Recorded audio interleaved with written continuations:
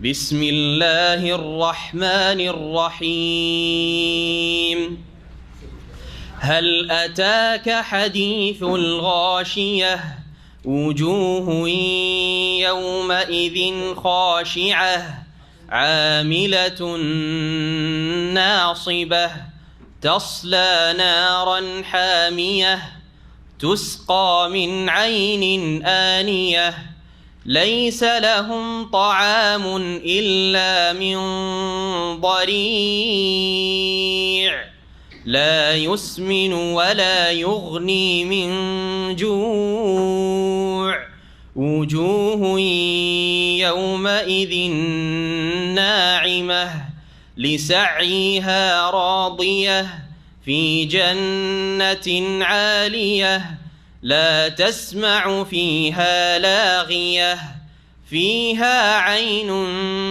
جارية فيها سرر مرفوعة وأكواب موضوعة ونمارق مصفوفة وزرابي مبثوثة أفلا ينظرون إلى الإبل كيف خلقت وإلى السماء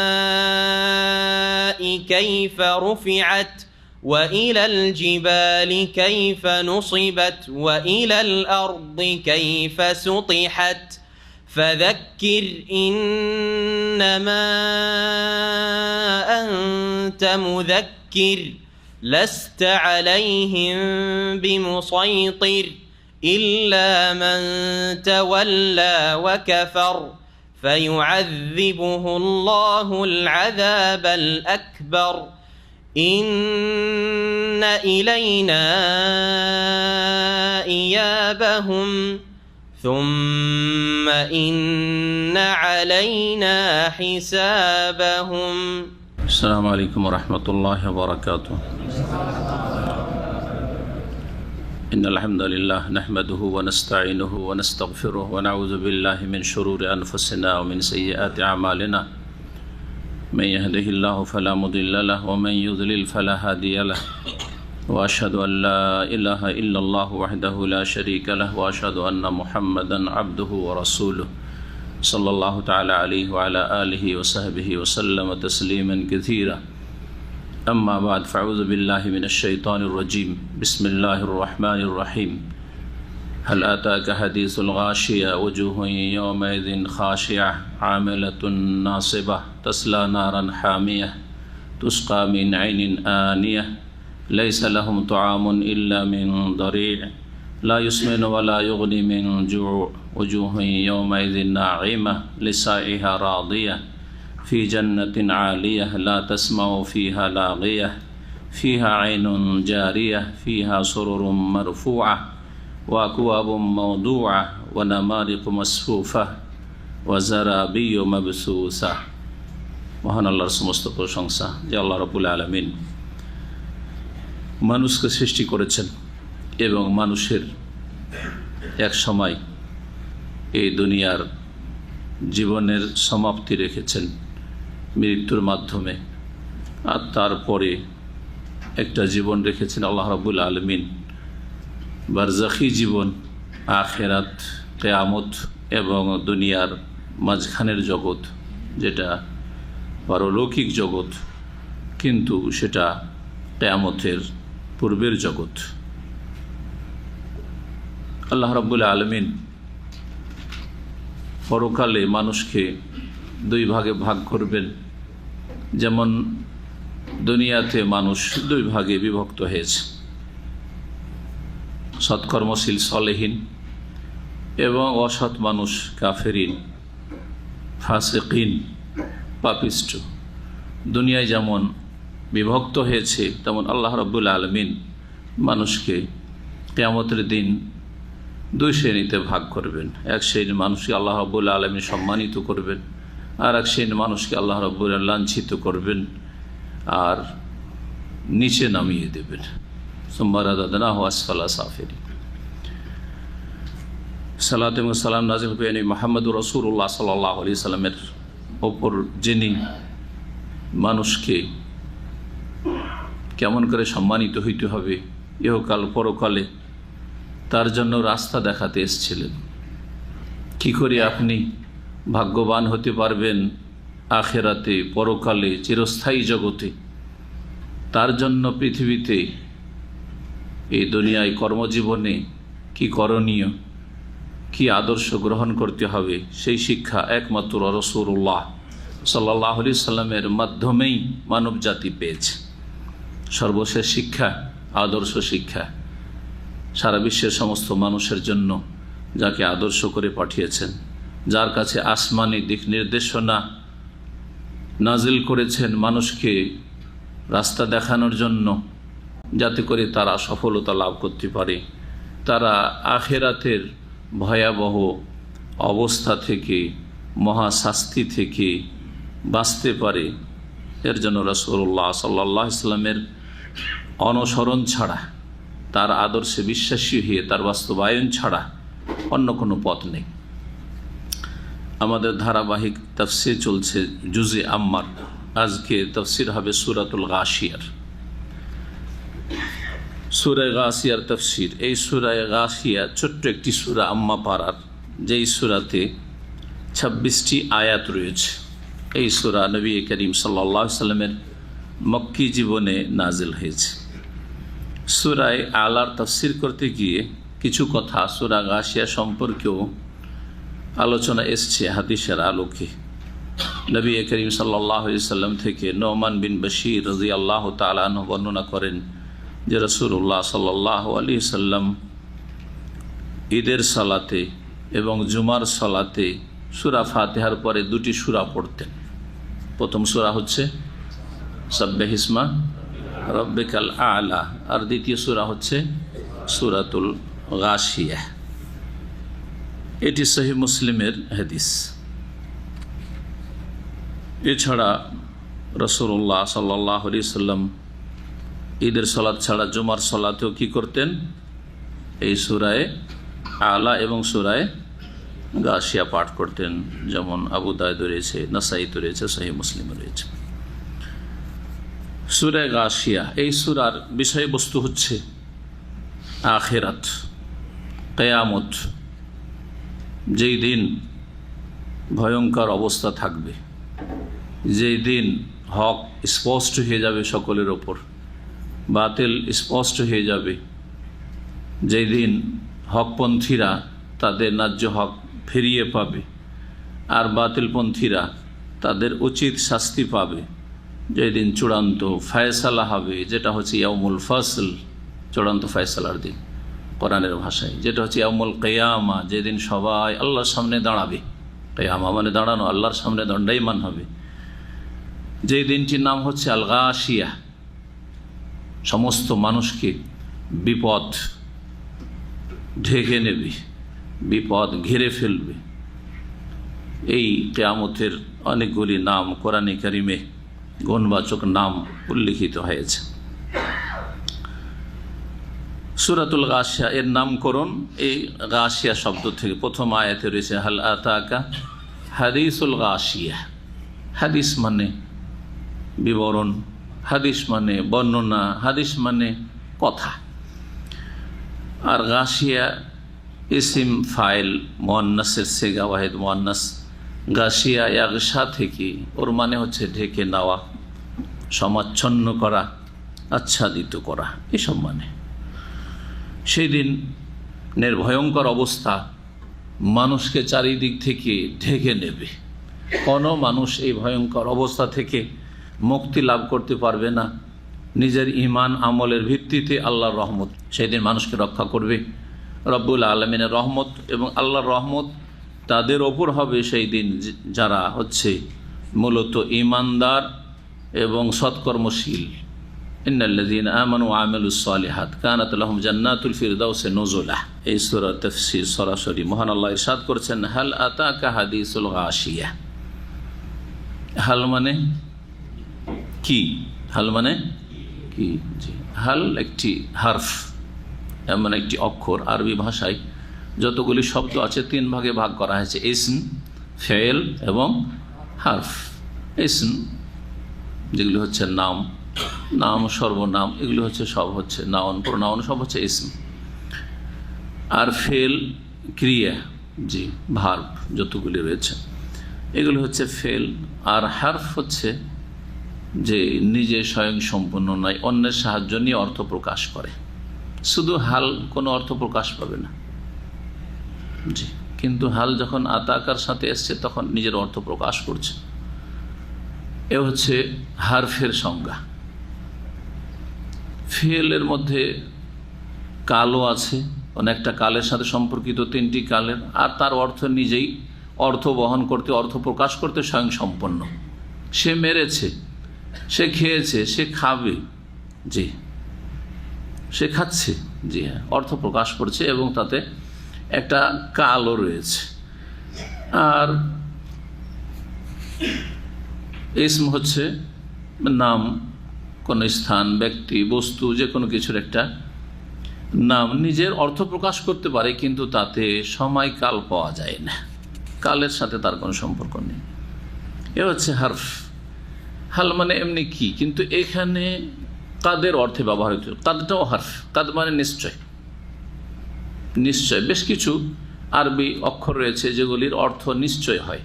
তার মধ্যে একটি হচ্ছে কাদ, কাদ আফলাহা মান তাযাক্কা, নিশ্চয় সফল কামরা, জি।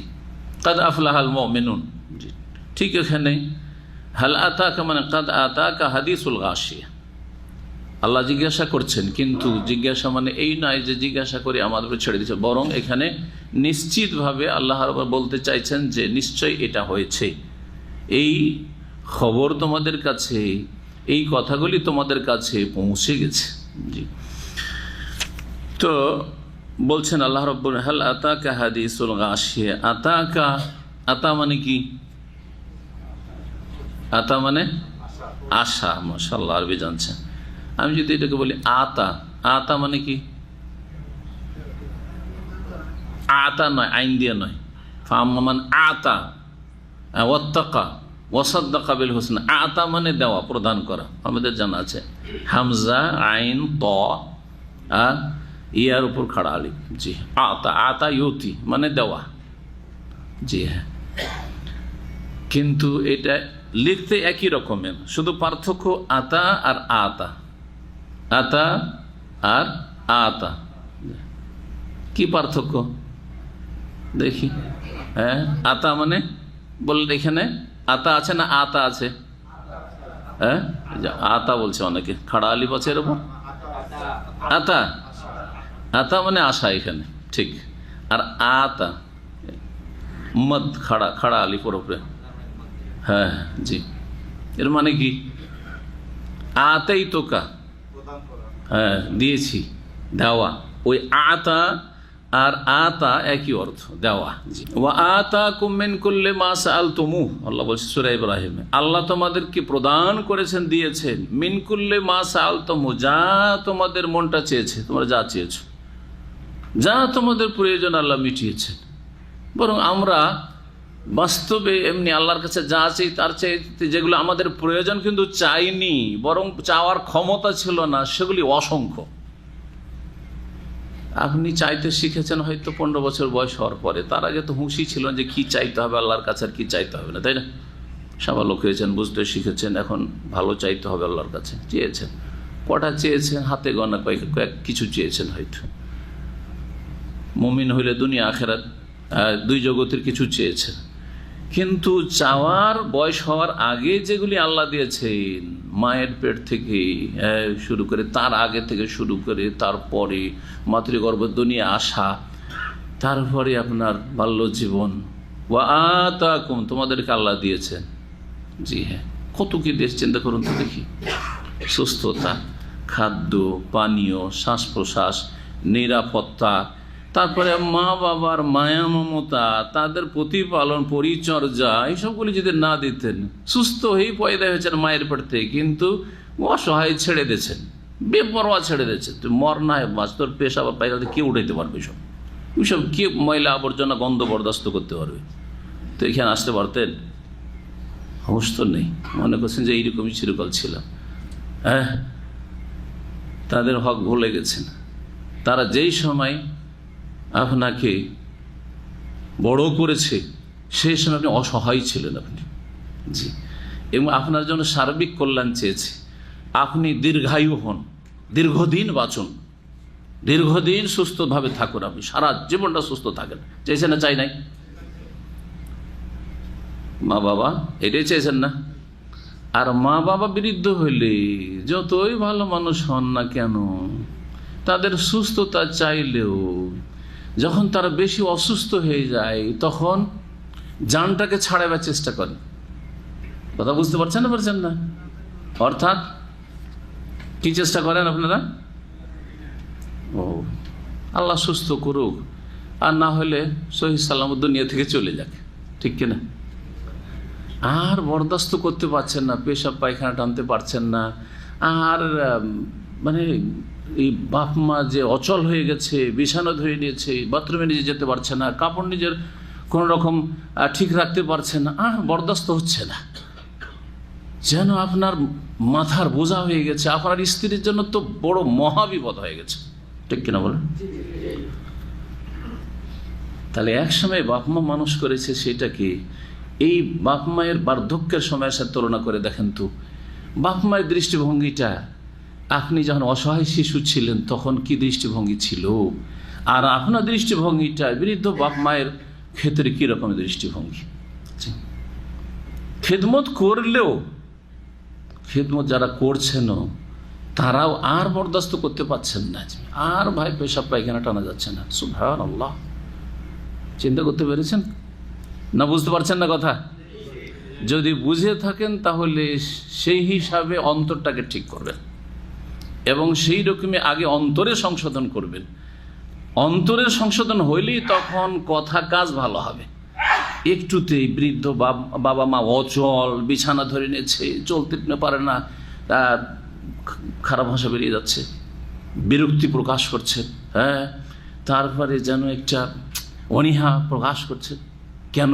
কারণ অন্তর খারাপ হয়ে গেছে, অন্তর খারাপ হয়ে গেছে। আগে অন্তরটা ঠিক করতে হবে, কথা তখন ঠিক হয়ে যাবে অন্তর ঠিক হলে, আর কাজকর্ম সুষ্ঠুভাবে পরিচালিত হবে।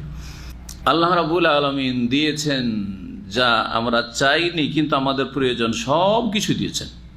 ওগুলো না হলে আমাদের চলতো না, আমরা বড় হইতে পারতাম না, ওইসব না হলে এখানে আসতে পারতাম না। চাইনি, তারপরে আল্লাহ দিয়েছেন। কত আরহামুর রাহিমিন। জি, আতাকুম মিন কুল্লি মা সাআলতুম। কথা বেড়ে যাচ্ছে, তাফসীর করছিলাম আতা এবং আতার। তাহলে এবার বুঝতে পার, আতা মানে হচ্ছে আশা, আর আতা মানে দেওয়া। জি হ্যাঁ, কি পড়বেন এখানে? হাল আতাকা, হাল আতাকা পড়বেন না। যারা শুদ্ধ পড়েন না, কোথা থেকে কোথায় অর্থ পাঠিয়ে দিলেন, তোমাদের কাছে এসে গিয়েছে কি, তোমাকে দিয়েছে কি, কত বড় ভুল করে ফেলেন আপনি। এইরকমই আমিন বলতে গিয়ে অনেকে ভুল করেন। আমিন না আমিন? আমিন মানে ইস্তাজিব, ইয়া রব, হে আল্লাহ কবুল করো। আমিন মানে ইসিম ফেল, শব্দটি তো ইসিম কিন্তু অর্থ ফেলের, ইস্তাজিব আমর হাজির, কবুল করো। কিন্তু যদি আমিন বলেন, আল্লাহ আমিন, যে জানে না সেটু আমিন। আমিন আর আমিন ওর পার্থক্য কি? ও তো বুঝে না কিছু, একটা বললেই হইল। আমিন মানে কি? বিশ্বস্ত। আমিন মানে আমানতদার। ওয়াহাজ আল বালাদিল আমিন। আবার এখানে যদি বল ওয়াহাজ আল বালাদিল আমিন, কি বিপদ করলেন আপনি, ঠিক না? তাহলে কোরআন শুদ্ধ পড়তে শিখতে হবে, কোরআন শুদ্ধ পড়তে শিখতে হবে, কোরআনের অর্থ বুঝতে শিখতে হবে, যে আমি আমিন বললে কি বললাম, আর আমিন বললে কি বললাম, আতাকা বললে কি বললাম, আর আতাকা বললে কি বললাম। হাল আতাকা হাদিসুল গাশিয়া। আতাকা তোমার কাছে এসেছে, কা তোমার, হাদিস মানে বললাম। এখান থেকে হাদিস বলা হয় কোরআনে কারীমকে, আল্লাহর বাণী। হাদিস মানে কথা, বাণী। আর রাসূলুল্লাহ সাল্লাল্লাহু আলাইহি ওয়াসাল্লাম হাদিসকেও হাদিস বলা হয়, কারণ সেটা হচ্ছে কথা। সে নবী সাল্লাল্লাহু আলাইহি ওয়াসাল্লামের বাচনিক কথা, অথবা তার কর্ম সম্পর্কে সেই কথাগুলি, জি, অথবা তার অনুমোদন সম্পর্কে সেই কথাগুলি, সেই জন্য সবগুলি হচ্ছে হাদিস রাসূলুল্লাহ সাল্লাল্লাহু আলাইহি ওয়াসাল্লাম। আল গাশিয়া বললাম একটু আগে, গাশিয়ার সম্পর্কে শব্দের আলোচনা। গাশিয়া মানে হচ্ছে ঢেকে নেওয়া, আচ্ছাদন করা। হে নবী। তাহলে এখানে এক বচন দিয়ে সম্বোধন করা হয়েছে কাকে? যার উপর কোরআনে কারীম নাযিল হয়েছে, তিনি রাসূলুল্লাহ সাল্লাল্লাহু আলাইহি ওয়াসাল্লাম। একটি তাফসীর যে নবী করিম সাল্লাল্লাহু আলাইহি ওয়াসাল্লামকে সরাসরি সম্বোধন করা হয়েছে, কারণ প্রথম সম্বোধন তাকে করা হয়েছে কোরআনে কারীমে। আর পরোক্ষভাবে নবী সাল্লাল্লাহু আলাইহি ওয়াসাল্লামের উম্মত হিসাবে আমাকে আপনাকে প্রত্যেক মুসলিমকে সম্বোধন করা হয়েছে। বরং নবী করিম সাল্লাল্লাহু আলাইহি ওয়াসাল্লামের উম্মত দুই ভাগে বিভক্ত। এক উম্মত যারা ডাকে সাড়া দিয়েছে, নবীর দাওয়াতে সাড়া দিয়েছে সাল্লাল্লাহু আলাইহি ওয়াসাল্লাম, আর যারা সাড়া দেয়নি উম্মতে দাওয়াত। উম্মত হচ্ছে দুই রকমের, উম্মতে ইজাবা যারা ডাকে সাড়া দিয়েছে নবী করিম সাল্লাল্লাহু আলাইহি ওয়াসাল্লাম যারা মুসলিম, আর যারা উম্মতে দাওয়াত মানে নবী করিম সাল্লাল্লাহু আলাইহি ওয়াসাল্লামের দাওয়াতের আহ্বানের ক্ষেত্রেও কিন্তু তারা ডাকে সাড়া দেয়নি। ইহুদ নাসারা, হিন্দু, বৌদ্ধ, খ্রিস্টান, যত বিশ্বের অমুসলিম রয়েছে সকলকে যেন পরোক্ষভাবে সম্বোধন করা হয়েছে, হে মানুষ তোমার কাছে কি আসেনি, তোমার কাছে কি আসেনি হাদিসুল গাশিয়া, সমাচ্ছন্নকারী কথা। জি, আল গাশিয়া সেই দিনের কথা, সেই দিনের কাহিনী, সেই দিনের ভয়াবহ অবস্থার কথা, যেই দিন মানুষকে বিপদ আপদ চারিদিক থেকে আচ্ছাদন করবে। সে কথাগুলি কি আসেনি? কার মাধ্যমে আসবে? এগুলো জানবে কি করে? আসবে ওহী মারফত, তা রাসূলুল্লাহ সাল্লাল্লাহু আলাইহি ওয়াসাল্লামের অনুসরণের মাধ্যমে। জি, হাল আতাকা হাদিসুল গাশিয়া। আর কেউ কেউ বলেছেন যে এখানে সম্বোধন হচ্ছে প্রত্যেক ব্যক্তিকে, নবী করিম সাল্লাল্লাহু আলাইহি ওয়াসাল্লামকে না। তাহলে প্রথমটা বললাম যে নবী সাল্লাল্লাহু আলাইহি ওয়াসাল্লামকে সম্বোধন, আর পরোক্ষভাবে আমাদেরকে সম্বোধন। আর আরেকটা হচ্ছে যে না, এখানে প্রত্যেক ব্যক্তিকে, হ্যাঁ প্রত্যেক মানুষকে যেন সম্বোধন এক এক করে। তোমার কাছে এই খবর আসে নাই, তোমার কাছে এই খবর সংবাদ আসে নাই, তোমার কাছে এই মহাদিবস যেই দিন সমস্ত মানুষকে বিপদ আচ্ছন্ন করবে সেই দিনের খবর আসে নাই, প্রত্যেক মানুষকে যেন সম্বোধন করা হয়েছে। খেতাব লিকুল্লি ইনসান। এই দিন মানুষ দুই ভাগে বিভক্ত হবে বলছিলাম। কিয়ামতের দিনে মানুষ দুই ভাগে বিভক্ত হবে, কারণ দুনিয়াতেও তারা দুই ভাগে বিভক্ত হয়েছিল, সৎ আর অসৎ, মুমিন আর কাফের। জি, ভালো মানুষ আর খারাপ মানুষ। জি, অন্তর পরিষ্কার, অন্তর নাপাক। অন্তর পরিষ্কার ঈমান দিয়ে, তাওহীদ দিয়ে, সুন্নাহ দিয়ে, আর সততা দিয়ে, আর ভালো কাজের আগ্রহ দিয়ে। জি, আর সমস্ত পাপ মুক্ত করে। আর না হলে অন্তর অপরিষ্কার, কুফরি, শিরক, নিফাক এবং বিদআতের কারণে, আর পাপের কামনা বাসনা, শাহওয়াত আর শুবহাত, সংশয় আর কুপ্রবৃত্তির অনুসরণের কারণে পাপিষ্ঠ অন্তর হয়ে গেছিল দুনিয়াতে। এই দুই ভাগে বিভক্ত মানুষ। মানুষ মুসলিম ঘরে পয়দা হোক আর কাফের ঘরে পয়দা হোক, মানুষ দুই ভাগে বিভক্ত। মানুষ দুই ভাগে বিভক্ত। দুনিয়ায় যেহেতু দুই ভাগে বিভক্ত, সুতরাং আখিরাতেও দুই ভাগে বিভক্ত। আল্লাহ করবেন ফারিকুন ফিল জান্নাহ ও ফারিকুন ফিস সাইর। এক দলকে আল্লাহ জান্নাতের অধিবাসী করবেন, আর আরেক দলকে জাহান্নামে নিক্ষেপ করবেন। প্রথম দলের কথা বলছেন, তাদের মুখমণ্ডল কেমন হবে, তারা দেখতে কেমন হবে, তাদের অবস্থা কেমন হবে এই মহাদিবসে। বলছেন ওজুহু ইয়াউমাইযিন খাশিয়া, কতক মুখমণ্ডল সেই দিন। ইয়াউমাইযিন মানে সেই দিন, মানে কোন দিন? জি, ইয়াউমাইযিন আসলে ইয়াউমাইয কানা কাযা, আরবি গ্রামারের ওলামারা বলেছে যেই দিন এই অবস্থাটা হবে মানে কিয়ামতের দিবস, যেই দিনের কথা আলোচনা চলছে, আলোচ্য বিষয়বস্তু। সেই দিন কতক মুখমণ্ডল কি হবে? খাশিয়াতুন মানে লাঞ্ছিত হবে। খাশিয়া ইয়াখশা মানে হচ্ছে লাঞ্ছিত হওয়া,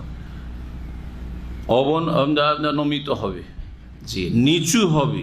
জি, নিচু হবে। মানুষ যখন লাঞ্ছিত থাকে তো মাথা উঠাইতে পারে না। এটা আমাদের ভাষার অলঙ্কারে আছে না? মুখ উঠিয়ে কথা বলার মতো তার সাহস নেই, বলছে না? হ্যাঁ, তার মুখটা নিচে হয়ে গেছে, মাথা নিচে হয়ে গেছে। বলি না কিসের জন্য? লাঞ্ছিত সে সমাজে, সেই জন্য। হ্যাঁ, মুখ দেখাতে পারে না সমাজে, বলছে না? তার মানে কি? সমাজে লাঞ্ছিত, সমাজে মান সম্মান হারিয়ে ফেলেছে, যে কোনো কারণে হোক না কেন। জি, চারিত্রিক দোষের কারণে অথবা পরিবারের কোনো সদস্যের অঘটনের কারণে মানুষের বংশের এরকম হয় না সমাজে মুখ দেখাইতে পারে না। জি, মুখটা উঠিয়ে কথা বলতে পারে না। এই কথা বলা হয় সেই দিন এক শ্রেণীর মানুষ হবে যাদের মুখমণ্ডলগুলি, চেহারাগুলি কি হয়ে যাবে, খাসিয়াতুন মানে জালিলাতুন, লাঞ্ছিত, অপদস্থ, অবনমিত, নিচু হয়ে যাবে, মাথা উঠাতে পারবে না। আসামিদেরকে দেখেছেন, অপরাধীদেরকে ধরে নিয়ে যায়, তখন মাথা উঠিয়ে দেখে এদিক ওদিক, না মাথা ওঠার সাহস নেই আছে। জি হ্যাঁ, অথবা টিভির পর্দায় নিয়ে আসে অপরাধীদেরকে তাদের স্বীকারোক্তি বা দেখাবার জন্য, দেখেন না কি অবস্থায় থাকে তা। ওই অবস্থা হবে অপরাধী জাহান্নামীদের। আল্লাহ বলছেন ওরা কারা, ওদের কাজকর্ম কেমন ছিল এখন শোন। আল্লাহ বলছেন আমেলাতুন নাসেবা। এই আমেলাতুন নাসেবার দুটো তাফসির করা হয়েছে। একটি তাফসির ইবনে কাসির এখানে রয়েছে, আর একটি তাফসির অন্যান্য তাফসির রয়েছে। সেই তাফসিরটিকে আল্লামা ইবনে উসাইম রাহিমাহুল্লাহ তাআলা বেশি প্রাধান্য দিয়েছেন। দুটোই আপনাদের সামনে পেশ করি। আর দুটোতে বিরোধ নেই, সুতরাং দুটোর যে কোনোটাই হতে পারে বা দুটোই অর্থ হতে পারে। কোরআন কারীমে একটা অলঙ্কার হচ্ছে যে যতগুলি অর্থ হওয়া সম্ভব, বিশেষ করে সাহাবায়ে কেরামরা যদি বলে থাকেন, সালাফগণ, তাবেঈনরা সেই তাফসির করে থাকেন, অথবা আরবি ভাষা সেই অর্থটা বহন করে, আর আপনার পূর্বে সেই তাফসির করেছেন, সেটা বাতিল তাফসির না, আকীদা অথবা ইসলামের মৌলিক বিষয়ের সাথে সাংঘর্ষিক না, এই শর্তগুলি রয়েছে। নাহলে ইচ্ছা মতো তাফসির করবেন আর শিরক কুফরি সাব্যস্ত করবেন, কোরআন অপব্যাখ্যা করবেন, ওটা তাফসির না। সাংঘর্ষিক না হয় মৌলিক বিষয়। মৌলিক বিষয় আল্লাহ ছাড়া কেউ ইলমে গায়েব জানে না। আপনি আয়াতে তাফসিরে আসবেন না, বলছেন নবী আলমুল গায়েব, চলবে? হ্যাঁ, বহু আয়াত স্পষ্ট, শত শত নবী সাল্লাল্লাহু আলাইহি ওয়াসাল্লামের জীবনের ঘটনাবলী স্পষ্ট যে নবী সাল্লাল্লাহু আলাইহি ওয়াসাল্লাম গায়েব জানতেন না, তাই না? যতটা জানিয়ে দেওয়া হতো ততটাই শুধু জানতে পারতেন। উটের পেটের তলায় হাড় পড়ে আছে, খবর রাখেন না, ঠিক না? পর্দার আড়ালে এক মহিলা এসে মাসলা জিজ্ঞেস, সহিহ বুখারী হাদিস, মাসলা জিজ্ঞেস করছে। বেলাল এসে বলছেন যে এক মহিলা একটা মাসলা জিজ্ঞেস করছে, মাসলাটা বেলালকে বলছে যে একটু নবী সাল্লাল্লাহু আলাইহি ওয়াসাল্লামকে জিজ্ঞেস করে দাও যে স্বামীর আগের সংসার, আগের স্ত্রীর ছেলে মেয়ে আছে, ওদেরকে আমার পয়সা আছে, আমি এই স্বামীকে জাকাত দিতে পারবো কিনা, এই জন্য গরিব স্বামীকে তার ছেলে মেয়েগুলো মানুষ করার জন্য। বলছে এই মাসলা কে জিজ্ঞেস করছে? নবী সাল্লাল্লাহু আলাইহি ওয়াসাল্লাম বলছেন এই মাসলা কে জিজ্ঞেস করছে? তো বেলালকে কিন্তু ওই মহিলা বলছে বলিও না, কারণ আমার স্বামী, এর নামটা জেনে নেবেন যে তাকে সে জাকাত খাবে, স্ত্রীর জাকাত, এটা একটা খারাপ দিক না? দেখেন স্বামীর তাহলে শ্রদ্ধা কত একজন স্ত্রীর অন্তরে হওয়া উচিত, এই সম্মানের খেয়াল রেখে বলেছে ওয়ালা তুখবিরহু মান নাহনু, বলিও না যে আমি কে মাসলা জিজ্ঞেস করছি, কার কে। কিন্তু নবীকে জিজ্ঞাসা করে উপায় তো নেই, বলতেই তো হবে, এখন তো বলা যাবে না যে বলবো না। বলছেন ইয়া রাসূলুল্লাহ, জাইনাব আছে। নবী সাল্লাল্লাহু আলাইহি সাল্লামকে জাইনাব বলার পরও জানতে পারছেন এই জাইনাব আমার মেয়ে না আমার স্ত্রী, দুই জাইনাব ছিল স্ত্রী নবী সাল্লাল্লাহু আলাইহি ওয়াসাল্লাম, তাই না? জাইনাব উম্মুল মাসাকিন আর জাইনাব বিনতে জাহশ, তিনটা হইল। আর এক জাইনাব জাওজাত আব্দুল্লাহ বিন মাসউদ, আব্দুল্লাহ বিন মাসউদের স্ত্রী জাইনাব। এই কয়েক জাইনাব, আরো জাইনাব মদিনা আছে, আইয়ু জায়ানিব, কোন জাইনাব মাসলা জিজ্ঞেস করছে? তারপর নবী আলিমুল গায়ব, তারপর নবী আলিমুল গায়ব আর হাজির নাজির হয়ে গেলেন। মুশরিকদের আকীদা বড় শিরক, এটা আল্লাহর ইলমে গায়বে শরীক করে দেওয়া। তা আপনি খেয়াল খুশি তাফসীর করবে, এটা চলবে না। তাফসীর যাতে করে দ্বীনের মৌলিক বিষয়গুলির সাথে সাংঘর্ষিক না হয়। জি, আমেলাতুন নাসিবা, আমেলা ইসিম ফাইলের থেকে ওয়াহিদ মুয়ান্নাস, আমেলা ইয়ামালু থেকে, তাই না? আমেলা মানে ওই যে কতক চেহারা বলা হয়েছে, কতক মুখমণ্ডল, ওজুহুন, এখানে আসলে আছে ওজুহুন আমেলাতুন নাসিবা, কতক মুখমণ্ডল বা কতক ব্যক্তি এমন হবে আমেলাতুন, যারা কঠোর পরিশ্রম করেছে দুনিয়াতে, আমেলাতুন ফিদ দুনিয়া, কঠোর পরিশ্রম করেছে, আমল করেছে, এমন না যে বেআমল বেদিন ছিল, বদ্দিন ছিল। এর আগে একদিন বলেছি কিন্তু আপনাদেরকে বেদিন আর বদ্দিনের পার্থক্য। বেদিন যারা কোনো আমল করে না আখিরাতের জন্য, হ্যাঁ, শুধু দুনিয়ার জন্য কাজ করে, এরা বেদিন, ওদের পেট শুধু দরকার, পেট, পেটের ক্ষুধা মেটায় তারা, আর লজ্জা স্থানের যৌন ক্ষুধা মেটায়। এই দুই ক্ষুধা মেটায় পশুর মতো। তাদের চরিত্র, চিন্তা চেতনা হচ্ছে পাশবিক। হাইওয়ান, একটা গরু ছাগল, হ্যাঁ, একটা কীট পতঙ্গ, তার চিন্তা চেতনা দুটা, পেট আর কি লজ্জা স্থান, যৌন চাহিদা পূরণ করা আর পেটের চাহিদা পূরণ করা। তো বেদিনদের টার্গেট হচ্ছে দুটো পৃথিবীতে, বেশি পয়সা, হ্যাঁ, বেশি প্রভাব, বড় নেতৃত্ব, দুনিয়ার স্বার্থ, জি, পেটের স্বার্থ হইল এটা। আর যৌনক্ষুধা আছে, সুতরাং জি যৌনক্ষুধা নিবারণ, আর সেটা বিবাহের মাধ্যমে হইতে পারে, যদি নামে মাত্র মুসলিম হয়, আর জিনাতে হইতে পারে। আর যদি এতে বিশ্বাসী, বিবাহতে বিশ্বাসী না হয়, যেমন আজকাল অধিকাংশ বেদিন, তো যৌনক্ষুধা বাস লিভ টুগেদার, যেভাবে হোক না কেন, সে সমকামিতাও তাদের হইতে পারে, পুরুষে পুরুষে বিয়ে হইতে পারে, মহিলা মহিলা বিয়ে হইতে পারে, তাই না? এই পাশবিক চরিত্র বেদিনেরা। আর বদ্দিন কারা? যার আখেরাতের জন্য কর্ম করে কিন্তু ভ্রান্ত কর্ম করে, শিরকি আমল করে, বেদাতি আমল করে, এক আল্লাহর জন্য করে না, মনে করে যাদের জন্য করছি তারা আমাকে পার করে দেবে, তারা আমাকে জাহাজে করে নিয়ে চলে যাবে হাসরের মাঠে। জি, যাদেরকে সন্তুষ্ট করতে চাইছে তারা উদ্ধার করে দেবে সেই হাসরের মাঠে। অথবা আল্লাহর জন্য করলেও রাসূলুল্লাহ তরিকে করে না, এত বড় বড় হুজুরে কিবলা, এত বড় বড় ইমামে আজম ছিলেন, তাদেরকে মানতেই হবে। তারা কি ভুল করতে পারেন? রসুলের মতো করে মানা শুরু করলো সাল্লাল্লাহু আলাইহি ওয়াসাল্লাম, বুঝতে পেরেছেন না? সুতরাং বেদাতি কাজ শুরু করলো, সালাত আদায় করে, নামাইতো পড়ে, যায় নামাজের দোয়া পড়ে, ইক্তাদায় তো বেহাজাল ইমাম পড়ে, সালাতে করে সম্মিলিত মোনাজাত করে। কারণ এত বড় বড় আলেমরা করেছেন, নবী সাল্লাল্লাহু করেছেন না, ওটা দেখার বিষয় না, এত বড় আলেমরা করেছেন। মিলাদ করে, নবী সাল্লাল্লাহু করেছেন, এটা দেখার বিষয় না। আরে এত লাখ লাখ খুঁজে আমাদের সবাই করছে, আর আপনি কি বলেন? এটা আপনারা কয়জন বলছেন যে এটা করা যাবে না? সবাই তো বলছে করতে হবে, তাই না? জি হ্যাঁ, এদের সম্পর্কে এ আয়াত, আমেলা, তারা আমল করেছে, কর্ম করেছে, বদ্দিন ছিল, জি আমল তো করেছে না, সেবা এবং শুধু আমল না, কঠোর পরিশ্রম করেছে, পরিশ্রান্ত হয়ে গেছে, ক্লান্ত হয়ে গেছে আমল করে, এত আমল করেছে, এত আমল করেছে যে ক্লান্ত হয়ে পড়েছে, কঠোর পরিশ্রমী। জি, বিদাতীদের জিকির আজকার, জিকির করতে করতে হ্যাঁ পাগল হয়ে যায়, আর মুখের ফেনা শুকিয়ে যায়, আর সুবহানাল্লাহ সারা রাত জিকির, চিল্লা চিল্লা জিকির, হু হু আল্লাহ, আর কত কি, যার যত বেদাতি কর্মকাণ্ড রয়েছে, করছে না? করছে না? বাপ মায়ের জন্য খরচ করতে গিয়ে, বাপ মাকে জান্নাতে পাঠাবে সেজন্য খরচ করতে গিয়ে 2, 4, 5 লাখ 10 লাখ টাকা ধসিয়ে দিল, কঠোর 50 লাখ, 50 লাখও খরচ করে, আমল করেছে, কিন্তু নবী সাল্লাল্লাহু আলাইহি ওয়াসাল্লামের তরিকায় না, সেবা কঠোর পরিশ্রম করেছে, 2, 4, 5 বছরের পরিশ্রম করা টাকা সব খরচ করে দিয়েছে ওই বাপ মায়ের জন্য, বাপ মায়ের জন্য খরচ করলাম। তারপর তাসলা নারান হামিয়া, প্রবেশ করবে, তাসলা সালিয়া আসলা মানে হচ্ছে, বা সালা আসলা মানে হচ্ছে দাখিল হওয়া, প্রবেশ করা, নারান হামিয়া, জি জ্বলন্ত উত্তপ্ত আগুনে, হামিয়া বা হামা ইয়াহমি, হামিয়া ইয়াহমি, এর মানে হচ্ছে হ্যাঁ জ্বলন্ত, তারপরে এর মানে হচ্ছে গরম, প্রচণ্ড গরম, জি উত্তপ্ত।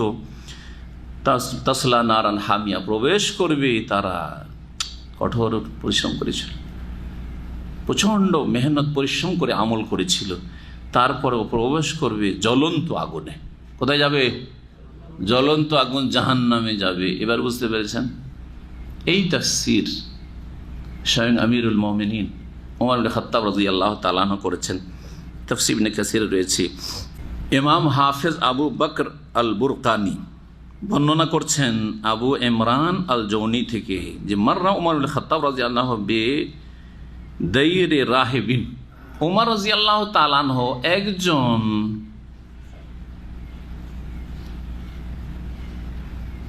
ধর্মগুরু রাহিব, খ্রিস্টানদের রাহিব বলা হয়, খ্রিস্টানদের যারা ধর্মযাজক, ধর্মগুরু, এই রাহেবের ইবাদতখানা বা উপাসনালয়ের পাশ দিয়ে অতিক্রম করছিলেন। বনে জঙ্গলে তারা একটা কোণে ঘর তৈরি করত, আর সেখানে সংসার ত্যাগী বৈরাগী হয়ে একেবারে একাকী জীবনযাপন করত, আর কঠোর পরিশ্রম করে ইবাদত করত। তাদের না খাওয়া দাওয়া, না কোনো রকমের ভালো পরিষ্কার পরিচ্ছন্নতা, আর না তাদের বিবাহ শাদী, আর না তাদের পৃথিবীর নিয়ামতের সাথে কোনো সম্পর্ক। খেয়ে না খেয়ে কঠোর পরিশ্রম করে ইবাদত উপাসনা করা, এই ছিল কাজ এই রাহেবের। তালাফা না দাহুইয়া রাহেব, ওমর রাদিয়াল্লাহু তাআলা আনহু সেই ধর্মগুরুকে খ্রিস্টানদের ডাকলেন। ফাশরাফা, সে উকি মেরে দেখলো। কাল ফাজালা ওমর ইয়ানজুরু ইলাইহি ওয়া ইয়াবকি, ওমর রাদিয়াল্লাহু তাআলা আনহু ওর দিকে তাকিয়ে কান্না শুরু করে দিলেন, কাঁদতে লাগলেন। কাঁদতে লাগলেন এই লোকের কঠোর পরিশ্রম দেখে, মেহনত দেখে, তার ইবাদতে উপাসনায়। ফাকিল লাহু ইয়া আমির আল মুমিন মা ইউবকিক মিন হাযা। সাথী সঙ্গীরা ছিলেন, সম্ভবত শাম দেশের সফরে যাচ্ছিলেন, কারণ ওই দেশে খ্রিস্টান ছিল বেশি, প্যালেস্টাইনে, শাম দেশে। ওমর রাদিয়াল্লাহু তাআলা আনহু ফিলিস্তিন প্যালেস্টাইন বিজয়ের পরে সফর করে স্বয়ং নিজেই গিয়েছিলেন সেখানে এই খ্রিস্টানদের সাথে চুক্তিপত্রে সই করার জন্য বা চুক্তি সম্পাদন করার জন্য। ওমর রাদিয়াল্লাহু তাআলা কান্না দেখে তার সাথী সঙ্গীরা, সহচররা বললেন যে, হে আমিরুল মুমিনিন, এই লোককে দেখে আপনার কান্নার কারণ বা কি? কাফের, হ্যাঁ, বিজাতি খ্রিস্টান, এর অবস্থা দেখে আপনি কাঁদছেন কেন? কালা যাকারতু কাওলাল্লাহি আযজা ওয়া জাল্লা ফি কিতাবিহি আমিলাতুন নাসিবা তাসলা নারান হামিয়া। মহান আল্লাহর কোরআন কারীমে সূরা গাশিয়াতে যে আয়াত রয়েছে, এই আয়াত স্মরণ হয়েছে এই লোকের ক্ষেত্রে, এই শ্রেণীর লোকের ক্ষেত্রে, লোকদের ক্ষেত্রে। বলি আমার কান্না শুরু হয়েছে। আমিলাতুন নাসিবা, আমল করবে তারা, নাসিবা কঠোর পরিশ্রমী হবে, পরিশ্রান্ত আর ক্লান্ত হয়ে যাবে মেহনত পরিশ্রম করে ইবাদত বন্দেগীতে। তারপরেও তাসলা নারান হামিয়া, জ্বলন্ত উত্তপ্ত আগুনে প্রবেশ করবে। ফাযালিকাল্লাযী আবকানি, হায় এর অবস্থা দেখে আমি কেঁদে ফেলেছি, কান্না থামতে পারিনি। ইস, এত পরিশ্রম, এত মেহনত, জীবনের কোনো স্বাদ নিল না সারা জীবন। দুনিয়াতেও আযাব, দুনিয়াতেও আযাব, শাস্তি, আর মরলেও আযাব, মরলেও আযাব, এত পরিশ্রম করে। কারণ আসমানি দিক নির্দেশনা, হেদায়েতনামা মোতাবেক আদর্শ তার কাছে নেই, ভ্রান্ত পথের পথিক, ভ্রান্ত পথে মেহনত হয়েছে। যেমন সূরাতুল কাহফের শেষ দিকে আল্লাহ বলেছেন, কুল হাল নুনাব্বিউকুম বিল আখসারিনা আমালা আল্লাযীনা দাল্লা সাইয়ুহুম ফিল হায়াতিদ দুনিয়া ওয়া হুম ইয়াহসাবুনা আন্নাহুম ইহসিনুনা সুনআ। হে নবী, বলে দাও, হাল নুনাব্বিউকুম বিল আখসারিনা আমালা, তোমাদেরকে বলে দেব কি ওই সব লোকদের সম্পর্কে যারা কর্ম করে, আমল করেও অধিক ক্ষতিগ্রস্ত, আমল করেও বেশি ক্ষতিগ্রস্ত। ডিউটি করলেন, বেতন পেলেন, আরো মার খেলেন কফিলের কাছে। আপনার মতো ক্ষতিগ্রস্ত আর কি আছে, তাই না? ডিউটি করলেন, বেতন পাওয়া উচিত ছিল, হ্যাঁ, বেতন পেলেন না, আর মার খেলেন, লাঞ্ছিত। একটা লোক ডিউটি করেনি, বেতনও পায়নি, মারও খায়নি, ইজ্জতের সাথে বাড়ি ঘরে আছে, যায়নি ডিউটিতে। বেশ, ওর একটা ক্ষতি হইলো, বেতনটাই পায়নি, আর কোনো ক্ষতি নেই, তাই না? আর এক লোক ভালো সহি ডিউটি করেছে, সুন্দরভাবে ডিউটি করেছে, বেতন পেয়েছে, হক পেয়েছে, সম্মান পেয়েছে, ইজ্জতের সাথে বিদায় হয়েছে। কত সম্মানিত। বেশি ক্ষতিগ্রস্ত আর লাভবান। তাহলে তিন শ্রেণীর লোকের কথা বললাম কি বললাম না? বুঝতে পেরেছেন কথা? জি, বেশি ক্ষতিগ্রস্ত, শুধু ক্ষতিগ্রস্ত, আর সফল, লাভবান। জি, সফল হইতে হবে, সেটা হচ্ছে সঠিক তরিকার আমল করতে হবে। জি হ্যাঁ, সঠিক তরিকার আমল করতে হবে, আমল সঠিক, সুতরাং প্রতিফল নিশ্চিত, ভালো ফলাফল নিশ্চিত। ক্ষতিগ্রস্ত বেশি, ওই আয়াতের কথা, সূরা কাহফের আয়াতের কথা বলছিলাম। কারা বেশি ক্ষতিগ্রস্ত আমল করেও?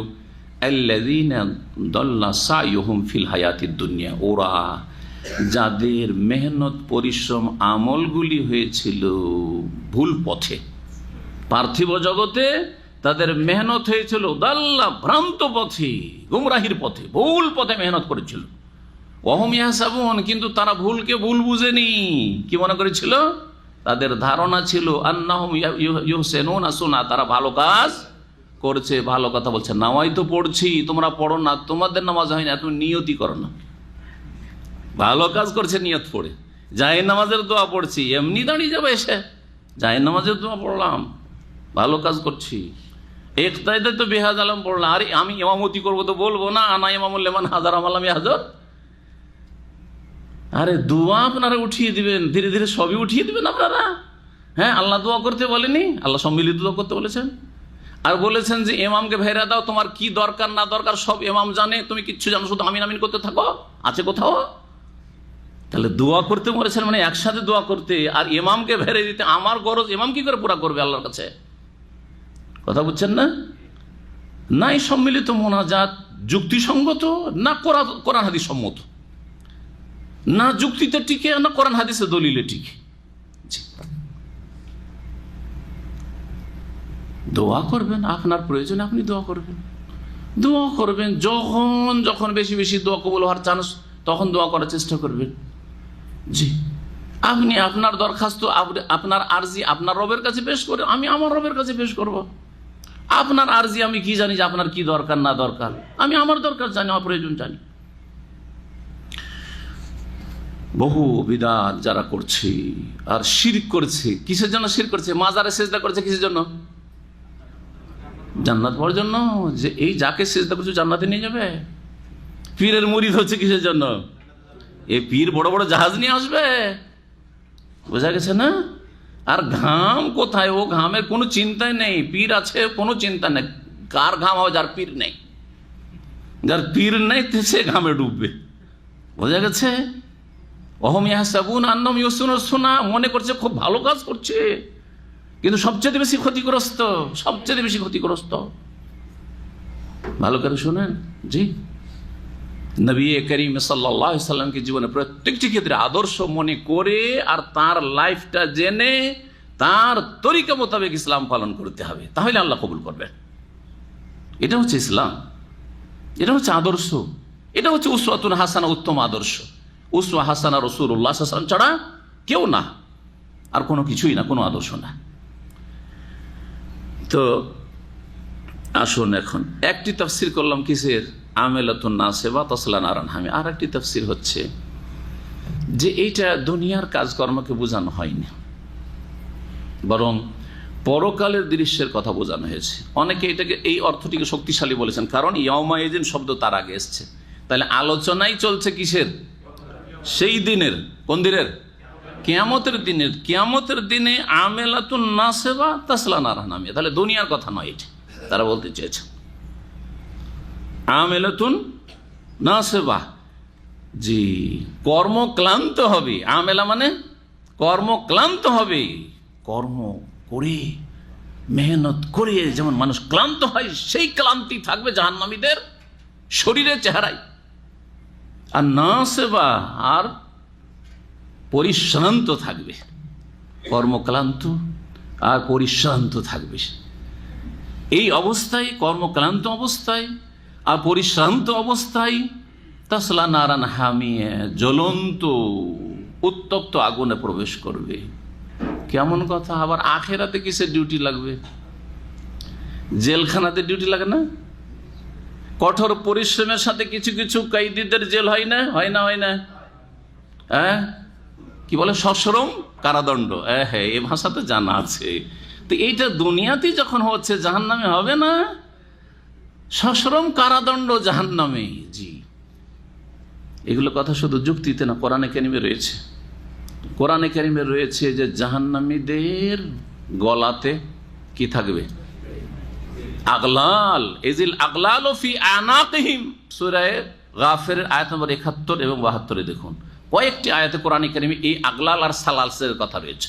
সূরা দাহরে রয়েছে, হ্যাঁ, ইন্না আ'তাদনা লিল কাফিরিনা সালাসিলা ওয়া আগলালাম ওয়া সাইরা।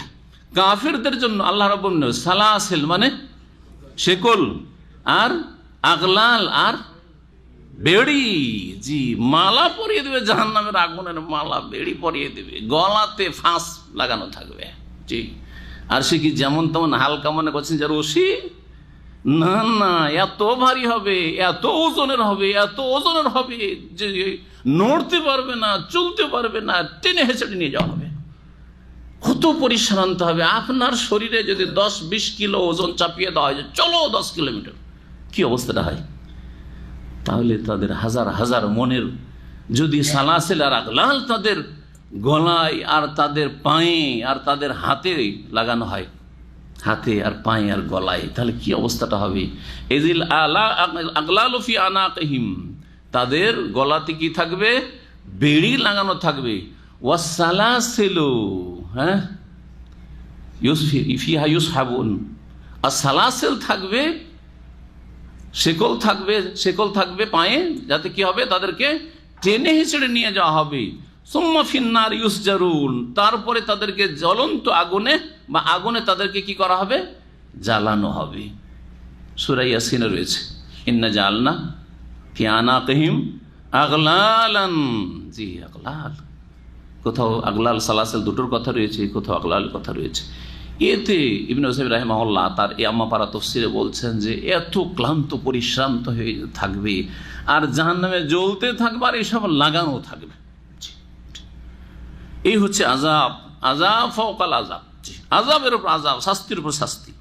আল্লাহ রাব্বুল আলামিন যেন আমাদেরকে জাহান্নাম থেকে মুক্তি দান করেন, জাহান্নাম থেকে রক্ষা করেন, জাহান্নামের রাস্তা থেকে আল্লাহ যেন আমাদেরকে ফিরার তৌফিক দান করেন, জাহান্নামের রাস্তা ওর উপর আল্লাহ যেন আমাদের অন্তরে ঘৃণা পয়দা করে দেন, দুনিয়াতে জান্নাতের রাস্তায় যেন চলার তৌফিক দান করেন এবং জান্নাতের রাস্তাকে আল্লাহ সহজ করে দেন। তুসকা মিন আইনিন আনিয়া, তাদেরকে পান করানো হবে। তাহলে জাহান্নামে পানি দেবেন, এমন না যে পানি দেওয়া হবে না, পানি দেওয়া হবে, কিন্তু কি পানি? মিন আইনিন, আইন মানে হচ্ছে ঝর্ণা, আইন মানে হচ্ছে প্রসরবণ, জি, সেখানে ঝর্ণা, জাহান্নামে ঝর্ণা থাকবে, কিন্তু আনিয়া মানে ফুটন্ত, আন মানে ফুটা, যে পানি ফুটছে একবারে ফুটন্ত, ফুটন্ত ঝর্ণা থেকে তাদেরকে পান করানো হবে। আর যখন পান করানো হবে, অন্য আয়াতে রয়েছে সূরা মুহাম্মাদে, ওয়াসুকু মাআন হামিমা, তাদেরকে পান করানো হবে ফুটন্ত উত্তপ্ত পানি, এত উত্তপ্ত পানি। ফাকাত্তা, যখন পানি পান করবে তখন মুখে যে ঠোঁট আছে, মুখ আছে, সব কিছু এগুলো কি হয়ে যাবে? জি হ্যাঁ, শুধু ঝলসে যাবে না, সব, সুবহানাল্লাহ, বিভৎস অবস্থা হবে। পেটের পাকস্থলীর অবস্থা যেখান দিয়ে যাবে কি হবে, আর নাড়ি ভুঁড়ি কি হবে? ফাকাত্তা আমআহুম, তাদের নাড়ি ভুঁড়ি পাকস্থলী সব ছিন্ন ভিন্ন হয়ে গলে যাবে। সুবহানাল্লাহ, কাত্তা মানে টুকরো টুকরো হয়ে গলে যাবে, ছিন্ন ভিন্ন হয়ে যাবে। এই হচ্ছে আযাব।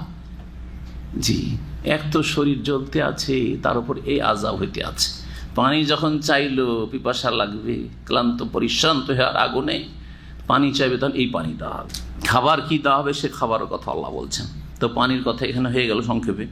লাইসা লাহুম তুআমুন ইল্লা মিন দারি, আর তাদের খাদ্য দারি নামক বিষাক্ত কণ্টকযুক্ত শুকনো ঘাস ছাড়া আর কিছুই রইবে না।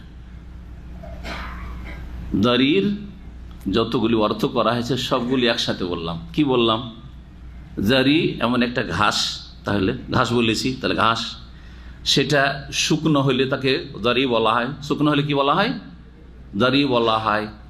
আর যতক্ষণ শুকনো থাকে না, সবুজ থাকে, কাঁচা থাকে, তখন সেটাকে শিবরিক বলা হয়। আরবরা কি বলে?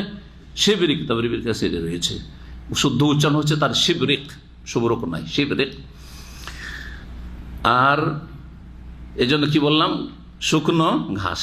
আর যখন শুকিয়ে যায় সেটা বিষাক্ত হয়ে যায়, কোনো পশুতে খায় না, গবাদি পশুতে। এমনি উঁটে খায় যখন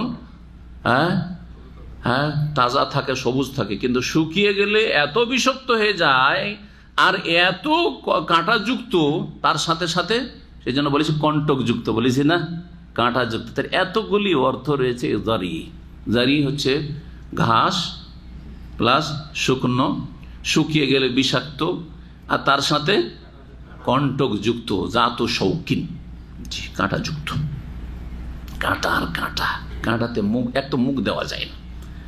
তারপরে উঠে খেতে পারে, যখন কাঁচা থাকে তখন একটু নরম থাকে, কাঁটাগুলো খেতে পারে। শুকিয়ে গেলে কাঁটা আরো শক্ত হয়ে যায় আর মুখ দিতে পারে, তার সাথে বিষাক্ত হয়ে যায়, বিষাক্ত হয়ে যায়। মুফাসসিরিনগণ বলছেন, আব্দুল বিন আব্বাস রাদিয়াল্লাহু তাআলা আনহুর উক্তি প্রথম এটি, সেটা হচ্ছে এই যে নামদারি, মানে এই কথা ভাবিও না যে এই দুনিয়ার এই সেম ঘাসটাই কিন্তু খাবার হবে। নাম এটা, কিন্তু গুণ হচ্ছে ভিন্ন। নাম এটা, কিন্তু গুণ হচ্ছে, তাহলে গুণ যে কত মারাত্মক শাস্তির গুণ হবে, এতে মারাত্মক কষ্টদায়ক হবে আল্লাহ ভালো জানে। যেমন জান্নাতে যেসব নিয়ামতের কথা রয়েছে, জান্নাতে দুধ আছে না, আছে না নেই? জান্নাতে মদ আছে না, পানি আছে না, মধু আছে কি না? এ দুনিয়ার দুধ পানি আর মধুর মতো না, বুঝছে? এগুলো আসমা, শুধু নাম, কিন্তু গুণ বৈশিষ্ট্য মানুষের কল্পনার বাইরে।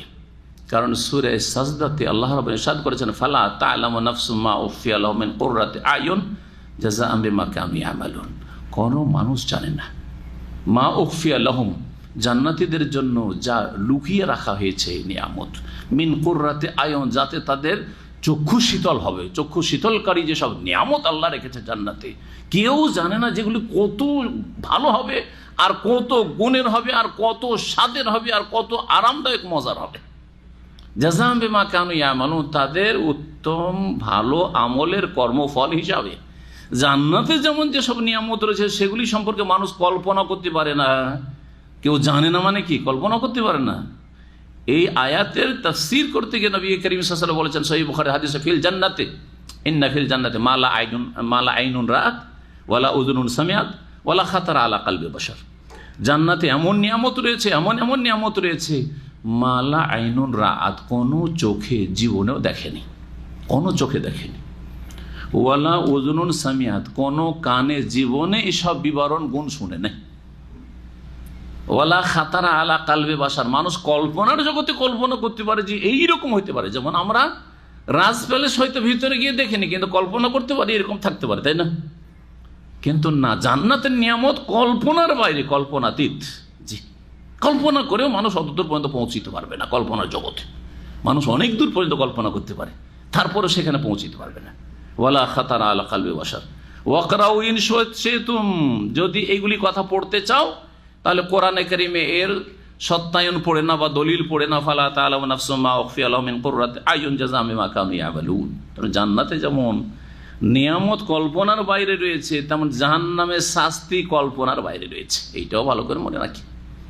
নামগুলি রয়েছে কারণ মানুষকে বোঝানোর জন্য, বিশেষ করে আরবরা দারির গাছ চেনে, জাক্কুম গাছ চেনে, এগুলো জাহান্নামের খাবার। গিসলিন বুঝে, বোঝা গেছে, শিবরিক বুঝে, এইসব বোঝানোর জন্য বলা হয়েছে। আর এইরকমই কাঁটাযুক্ত হবে, কিন্তু কত যে কষ্টদায়ক হবে সেটা মানুষের কল্পনার বাইরে।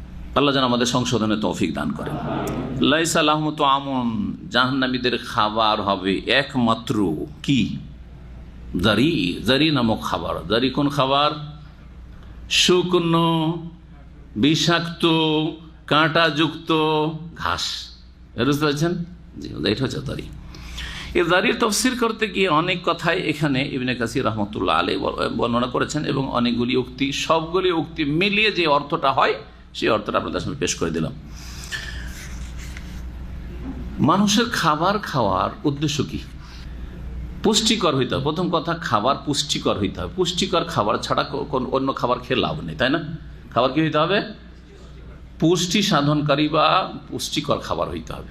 2 নম্বর হইতে হবে যে ক্ষুধা নিবারণ করতে হবে। যদি কোনো খাদ্য বস্তু কেউ খায় আর তাতে ক্ষুধাও নিবারণ হয় না আর পুষ্টি সাধন হয় না, অথবা ক্ষুধা তো নিবারণ হয়, মানে পেটটা তো ভরে যায়, কিন্তু কোনো পুষ্টি নেই, খেয়ে লাভ নেই। আছে, আপনার শরীর থাকবেন না, কিছুদিন পরে আপনি বিছানা ধরে নেবেন, অচল হয়ে যাবেন, কারণ আপনার শরীরে পুষ্টি আসছে না এই খাবার থেকে।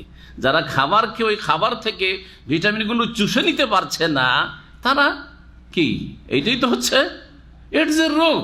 প্রতিরক্ষার কোনো ব্যবস্থা নেই, আর সেই পুষ্টি যেটা হতে পারে সেটা রাখতে পারছে না, যার ফলে শেষ, বাঁচতেই পারে না কোনো জিনিসে। জাহান্নামের খাবারের গুণ হচ্ছে এই 2টি, পুষ্টিও নেই তাতে, আর ক্ষুধাও নিবারণ হবে না। দুনিয়াতে মানুষ খায় এই 2টো স্বার্থে। দুনিয়াতে কিছু খাবার আছে, হারাম খাবার আছে, যে হারাম খাবারগুলি ঠিক এই রকমের, বুঝা গেছে না? তার মধ্যে একটি হচ্ছে ধূমপান, বিড়ি, সিগারেট, জর্দা, তামাক, খৈনি, গুল, গুটকা, যত নাম আছে এই নোংরাদের, বোঝা যাচ্ছে না? এগুলির মধ্যে এই দুটো গুণ পাবেন। আমার যে ধূমপানের আলোচনাগুলি আছে তাতে এই দুটো কথা ভালো করে বলেছি মানুষকে, যাতে মানুষের বুঝে আসে। তামাক খেয়ে কি ওয়ালা ইউগনি মিনজু, পেট ভরবে না, ভরবে? হ্যাঁ, যে ভাত খাবো না সারাদিন, তামাক খেয়ে চলবে আমার, আজ চলবে? চলবে না। জর্দা খেয়ে চলবে আমার, জর্দা দেওয়া পান খেয়ে চলবে, ভাত খাবো না, রুটি খাবো না, কিছু চলবে? চলবে না। জি, ওয়ালা ইউগনি মিনজু হলো, তাহলে ক্ষুধা নিবারণ করলো না। আর পুষ্টিকর, পুষ্টিকর বরং যদি ক্ষুধা মিটাবার জন্য বেশি করে খান তামাক জর্দা, তো সাথে সাথে শেষ, বিষ শরীর হয়ে যাবে, ঠিক না? জি, পুষ্টিকর নয়, না পুষ্টিও নেই, তাতে কোনো ভিটামিন না, ভিটামিনলেস, বরং তাদের ক্ষতি আর ক্ষতি।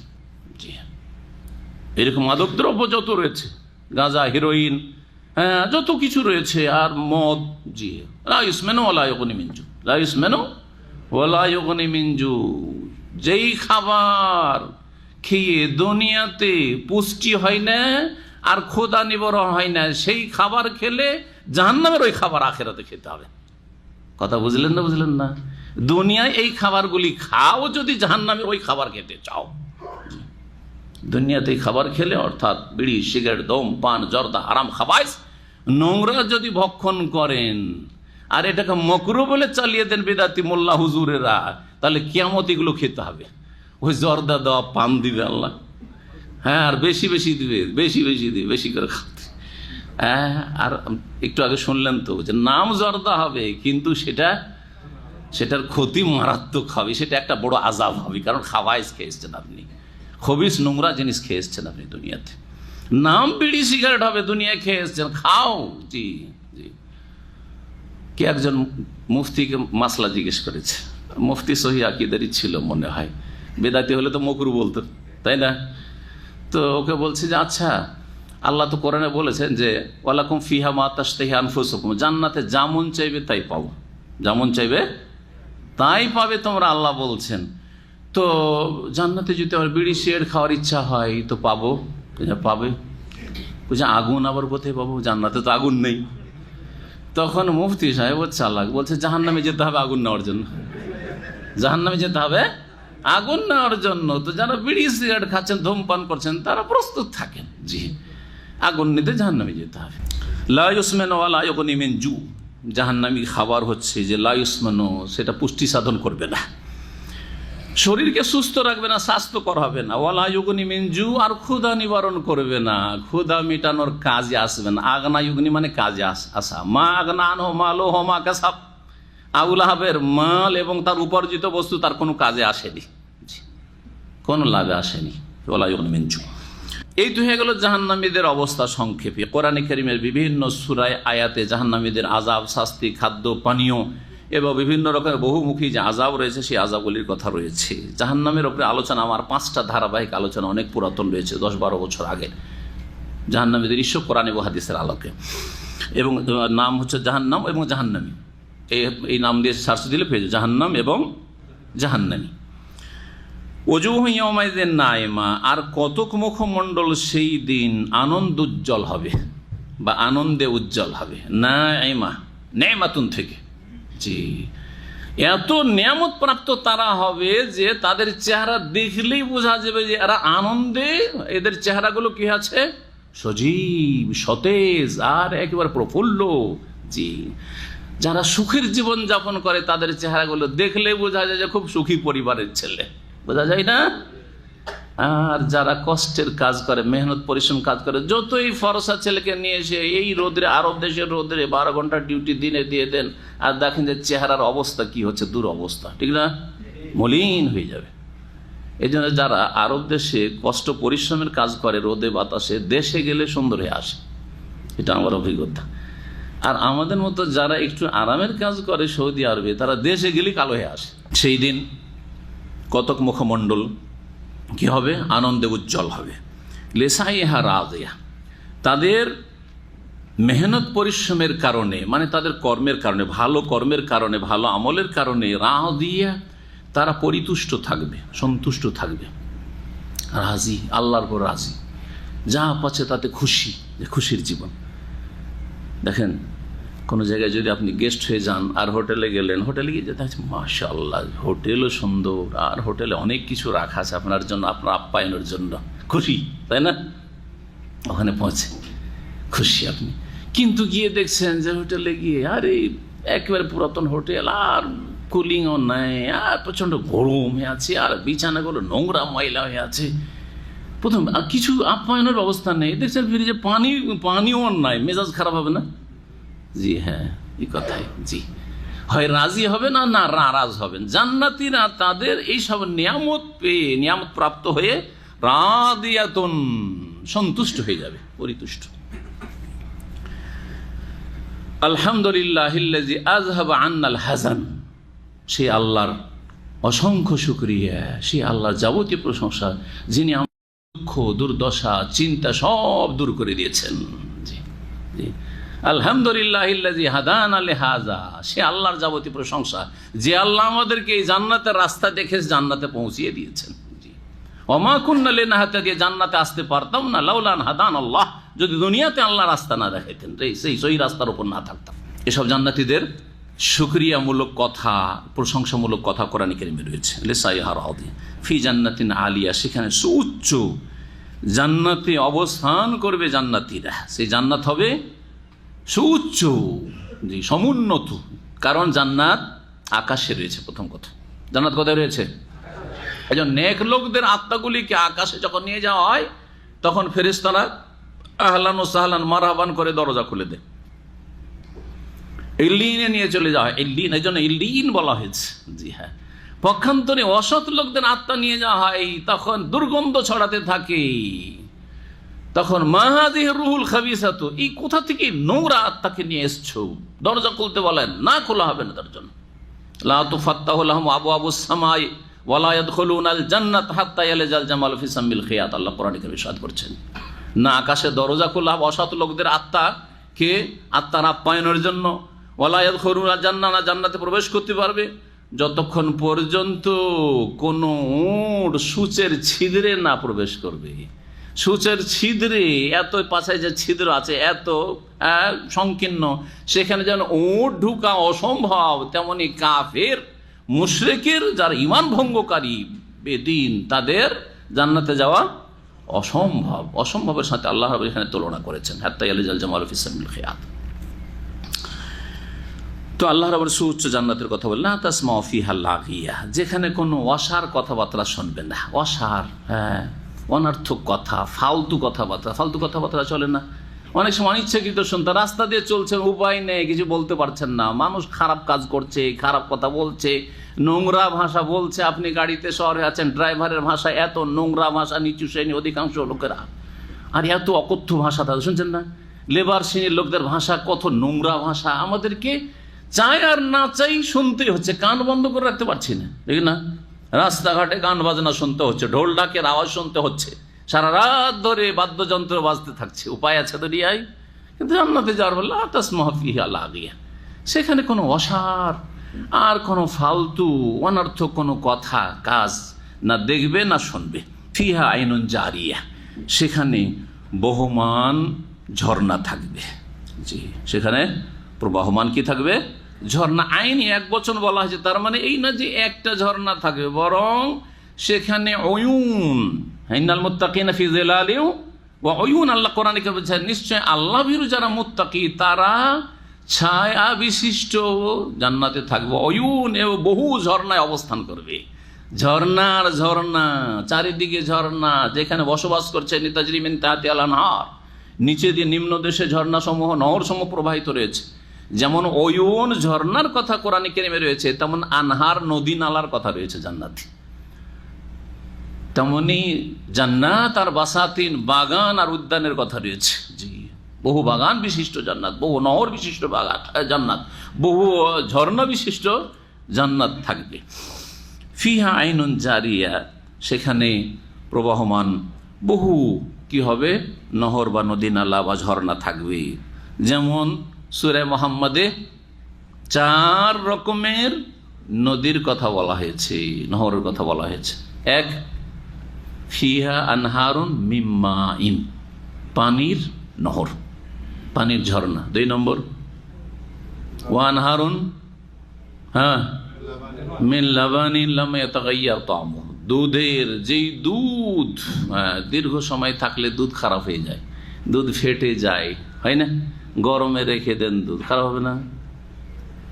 2-4 দিন এমনি রেখে দুধ খারাপ হবে না? কিন্তু জান্নাতের নহরে দুধ খারাপ লামিয়াও তাই, তার স্বাদ পরিবর্তন হবে না, খারাপ হবে না। জি, ওয়ান হারুন মিন আসালিন মুসাফা, আর নহর থাকবে কিছু, এক নহর না, আনহার, বহু নহর, বহু নদী নালা, বহু ঝর্ণা থাকবে, তাই বহু বচন, নাহারের বহু বচন হচ্ছে আনহার, পরিষ্কার পরিচ্ছন্ন, জি, সাফ সুতরা, মধুর, মধুতে মাছি পড়ে আছে, তো মধুতে ময়লা আবর্জনা পড়ে আছে, এইরকম নয়, কোনো জীবাণু আছে না, না না, মুসাফা, পরিষ্কার পরিচ্ছন্ন, স্বচ্ছ। আর ওয়ানার মিন খামরিন লাযযাতিল লিশারিবিন, মদের বহু নহর হবে, যেটা পানকারীর জন্য বড়ই সুস্বাদু হবে, জি, বড়ই সুস্বাদু হবে, যাতে লা ইউসাদ্দাউনা আনহা ওয়া লা হুম ইউনজিফুন, না তাতে মাথার ব্যথা শুরু হবে, না পাগলামি মাতলামি করবে আর উল্টে পড়বে, জি, আছাড় খাবে, হবে না সেসব। দুনিয়াতে মদখরদের যেমন অবস্থা হয়, হোশ দিশা কিছুই থাকে না, না স্ত্রীকে চেনে, না ছেলে মেয়ে চেনে, না মেয়ে চিনে, না মা বোন চিনে, অমূল খাবায় সবচাইতে নোংরা, নোংরা সমস্ত পাপের মূল হচ্ছে শরাব, মদ। কিন্তু জান্নাতে বড় একটি নিয়ামত হবে, এই নিয়ামত কে পাবে? যারা এই দুনিয়ার খবিস উম্মুল খাবাইস থেকে, মাদক দ্রব্য থেকে নিজেকে বাঁচিয়ে রাখবে। এটাও ভালো করে মনে রাখবেন, নবী করিম সাল্লাল্লাহু আলাইহি ওয়াসাল্লাম হাদিস দ্বারা প্রমাণিত, বলছেন নবী করিম সাল্লাল্লাহু আলাইহি ওয়াসাল্লাম, মান শারিবাল খামরা ফিদ দুনিয়া লাম ইয়াশরাফা ফিল আখিরা, কেউ যদি দুনিয়াতে মাদক দ্রব্য পান করে তাহলে জান্নাতে যদি যায়ও, ধরেন নামাজি মদখোর, তাওহীদবাদী মদখোর, জান্নাতে যাবে না? যাবে না?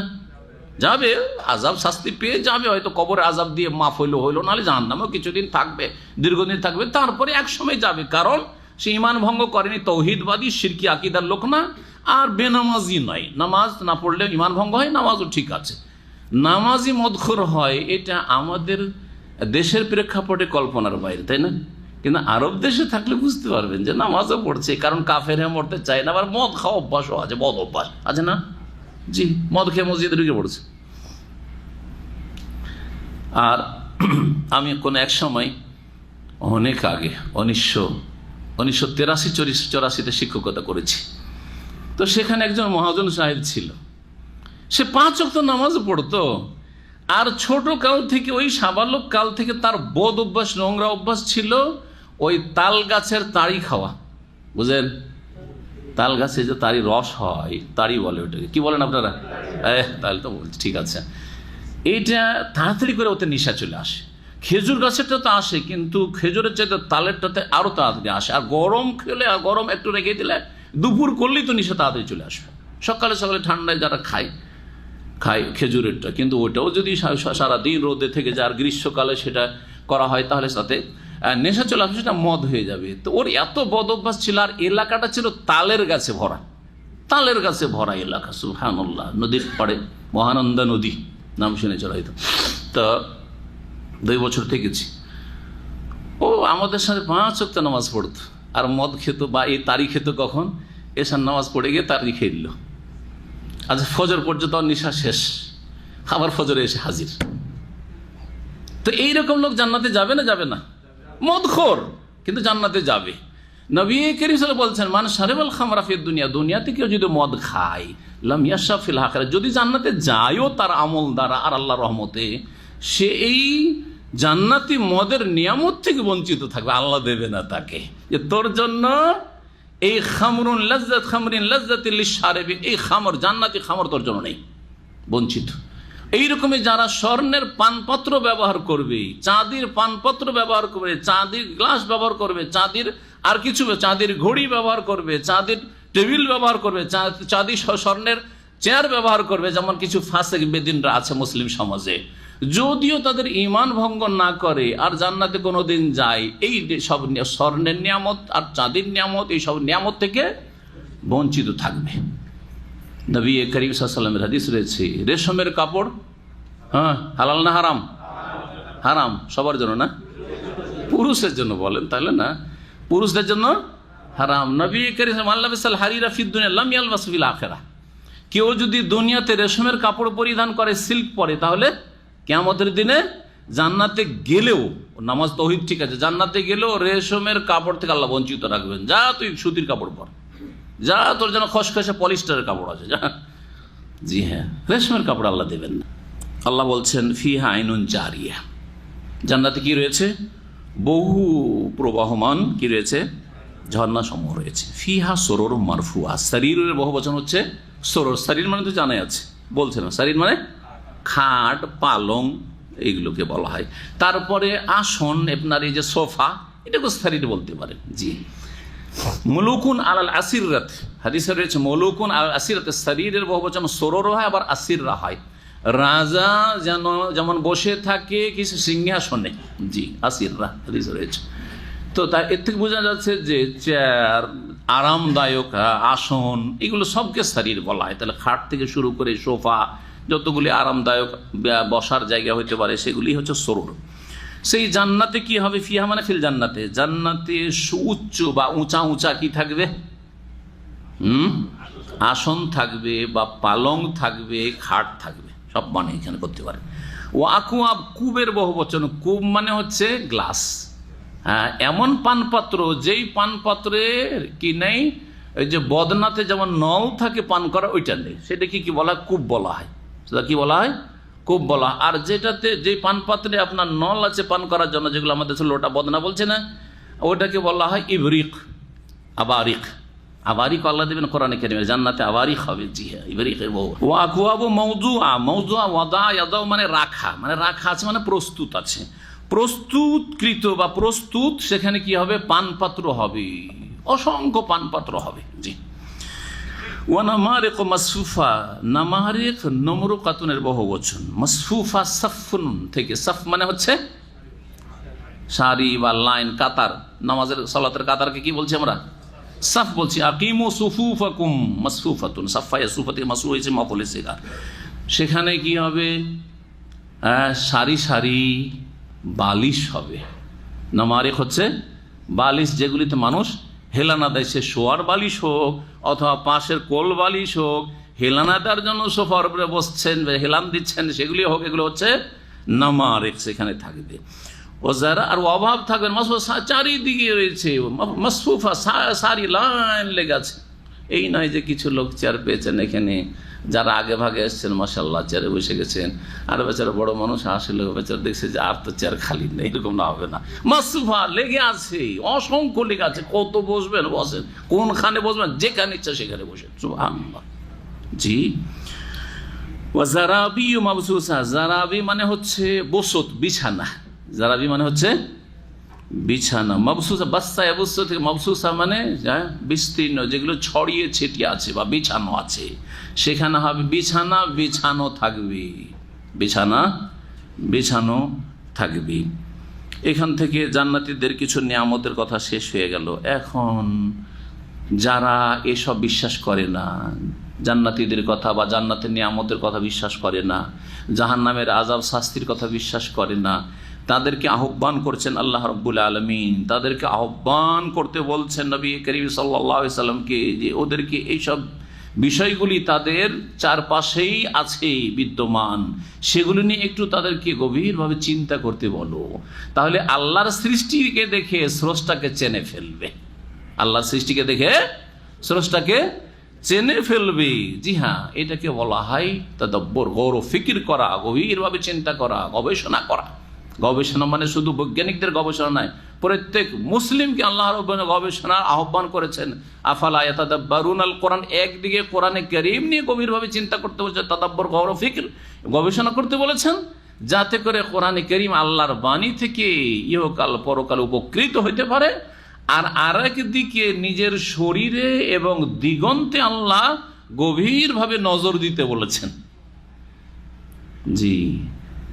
অফি আনফুসিকুম আফালা তুবসিরুন, আল্লাহ বলছেন যে তোমার মধ্যেই তুমি গভীরভাবে চিন্তা করো, তাহলে আল্লাহকে পেয়ে যাবে। তোমার যে সৃষ্টি কাঠামো, তোমার সৃষ্টিতে যে বাহ্যিক আভ্যন্তরে যে সব কিছু রাখা আছে, এগুলি যেইভাবে সৃষ্টি হয়েছে এমনি তো হয়েছে, প্রাকৃতিক হয়ে গেছে। এগুলির কর্তাকে, এগুলির মালিককে, এগুলির পরিচালনাকারীকে। জি, যেই যন্ত্র 60 বছর 70 বছর 80 বছর যন্ত্রগুলি থাকছে, যন্ত্র অকেজো হয় না, যন্ত্র নষ্ট হয় না, কত সুন্দর জীবনটা চলে গেল। দুনিয়ার কোনো যন্ত্র আছে এরকম? সুবহানাল্লাহ। আল্লাহ রাব্বুল আলামিন এই সৃষ্টি শরীর দেখতে বলেছেন আল্লাহকে চেনার জন্য। আর একটা দেখতে বলেছেন আফাক, দিগন্ত, চারিদিকে যা কিছু আছে দেখছেন, হাতের নাগালে যা কিছু আছে বা চোখের নাগালে আছে। সানুরিহিম আয়াতিনা ফিল আফাক ওয়া ফি আনফুসিহিম, আল্লাহ বলছেন নিশ্চয়ই তাদেরকে আমি আমার নিদর্শনাবলী দেখাবো। ফিল আফাকে, দিগন্তে, চারিদিকে তাকাও, সামনে পেছনে ডানে বামে দেখো, চারিপাশে যেখানে তুমি বসবাস করো, যেখানে তোমার মাঠঘাট রয়েছে, যেখানে তোমার ফসল রয়েছে, ওপরে কি আছে, নিচে কি আছে, ডান পাশে কি আছে, বাম পাশে কি আছে, কোথায় এইসব গবাদি পশু আছে, কোথায় পাহাড় পর্বতমালা আছে, কোথায় নদী নালা আছে, সাগর মহাসাগর আছে, এগুলো দেখো। দেখার পরে এগুলির স্রষ্টাকে চেনো। এ হচ্ছে দিগন্ত নিয়ে গবেষণা করা, দিগন্ত নিয়ে গভীরভাবে চিন্তা করা, আল্লাহ চিন্তা করতে। আফালা ইয়াতাফাক্কারুন, ফিকিরকে কাজে লাগাইতে বলেছেন, থিঙ্কিং, ফিকিরকে কাজে লাগাইতে আল্লাহ রাব্বুল আলামিন। জি হ্যাঁ, আল্লাহকে চেনার দুটো উপায়, আল্লাহ সম্পর্কে জ্ঞান অর্জনের দুটো উপায়। একটা হচ্ছে আয়াতুন কৌনিয়া, সৃষ্টিগত নিদর্শনাবলী, আর একটা হচ্ছে আয়াতুন শারঈয়া, বিধানগত নিদর্শনাবলী। বিধানগত নিদর্শনাবলী কি? ওহী, কোরআন এবং সুন্নাহ, কোরআন এবং সুন্নাহ, কোরআন হাদিস। কোরআন হাদিস পড়ে দেখেন আমাদের ঈমান যতটুকু তাজা হয়েছে আলহামদুলিল্লাহ কোরআন হাদিস পড়ে। আমরা দুনিয়া নিয়ে বেশি গবেষণা করতে পারি আর নাই পারি, কিন্তু কোরআন হাদিস পড়ে আলহামদুলিল্লাহ ঈমান মজবুত হয়েছে। আল্লাহ যেন ঈমান কারো মজবুত করেন, ঠিক না? যে যত বেশি দিন শিখতে ঈমান মজবুত হচ্ছে না, হচ্ছে না, আমল ভালো হচ্ছে না, হচ্ছে না। জি, এই দিয়ে মানুষ আলো পায়, এই দিয়ে মানুষ আল্লাহ রবের সাথে সম্পর্কিত হইতে পারে, রবের সাথে সম্পর্ক মজবুত করতে পারে। আর একটা হচ্ছে আয়াতুন কওনি, সৃষ্টিগত নিদর্শনাবলী, যা শরীরে অথবা শরীরের বাইরে চারপাশে যা রয়েছে। আরবরা 1400 বছর আগে তাদেরকে বড় বড় সায়েন্সের কথা, বিজ্ঞানের কথা বললে তো কিছু বুঝতো না। হ্যাঁ, আরো অস্বীকার করে দিত। মানুষ যতটা বুঝে ততটা বলতে হয়। তাই আল্লাহ রাব্বুল আলামিন এমন কিছু নিয়ে তাদেরকে গভীরভাবে চিন্তা করতে বলে, যাতে এইসব দেখেই এসবের স্রষ্টা সাথে সম্পর্কিত হইতে পারে, এসবের স্রষ্টার সাথে পরিচিতি লাভ করতে পারে, এইসবের সৃষ্টিকর্তার মারিফত হাসিল করতে পারে। এটা হচ্ছে আসল মারিফত। মারিফত মানে মারিফতি বিদ্যা নয় বেদাতীদের সুফিদের, বরং মারিফত মানে আল্লাহ সম্পর্কে জ্ঞান অর্জন করা। এই দুটো তরিকায়, কোরআন এবং সুন্নাহর ওহী দিয়ে এবং সৃষ্টিগত নিদর্শনাবলী নিয়ে গবেষণা বা গভীরভাবে চিন্তা করি। আল্লাহ বলছেন আফালা ইয়ানজুরুনা ইলাল ইবলি কাইফা খুলিকাত ওয়া ইলাস সামাই কাইফা রুফিআত ওয়া ইলাল জিবালি কাইফা নুসিবাত ওয়া ইলাল আরদি কাইফা সুতিহাত।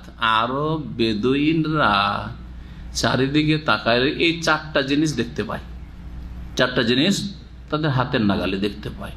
এই চারটা জিনিস দেখো একটু গভীরভাবে, তাহলেই তোমরা রবকে চিনতে পারবে। গবাদি পশুর মধ্যে যেটা মুখ্য গবাদি পশু, যার উপর তাদের উপজীবিকা বা রিজিক নির্ভরশীল, সেটা ছিল উট। কারণ মরুভূমিতে ছাগলের চাইতে উটের সংখ্যা বেশি, গরুর চাইতে উটের সংখ্যা অনেক বেশি, তাই না? আর উট ছাড়া তারা চলতেও পারেন না।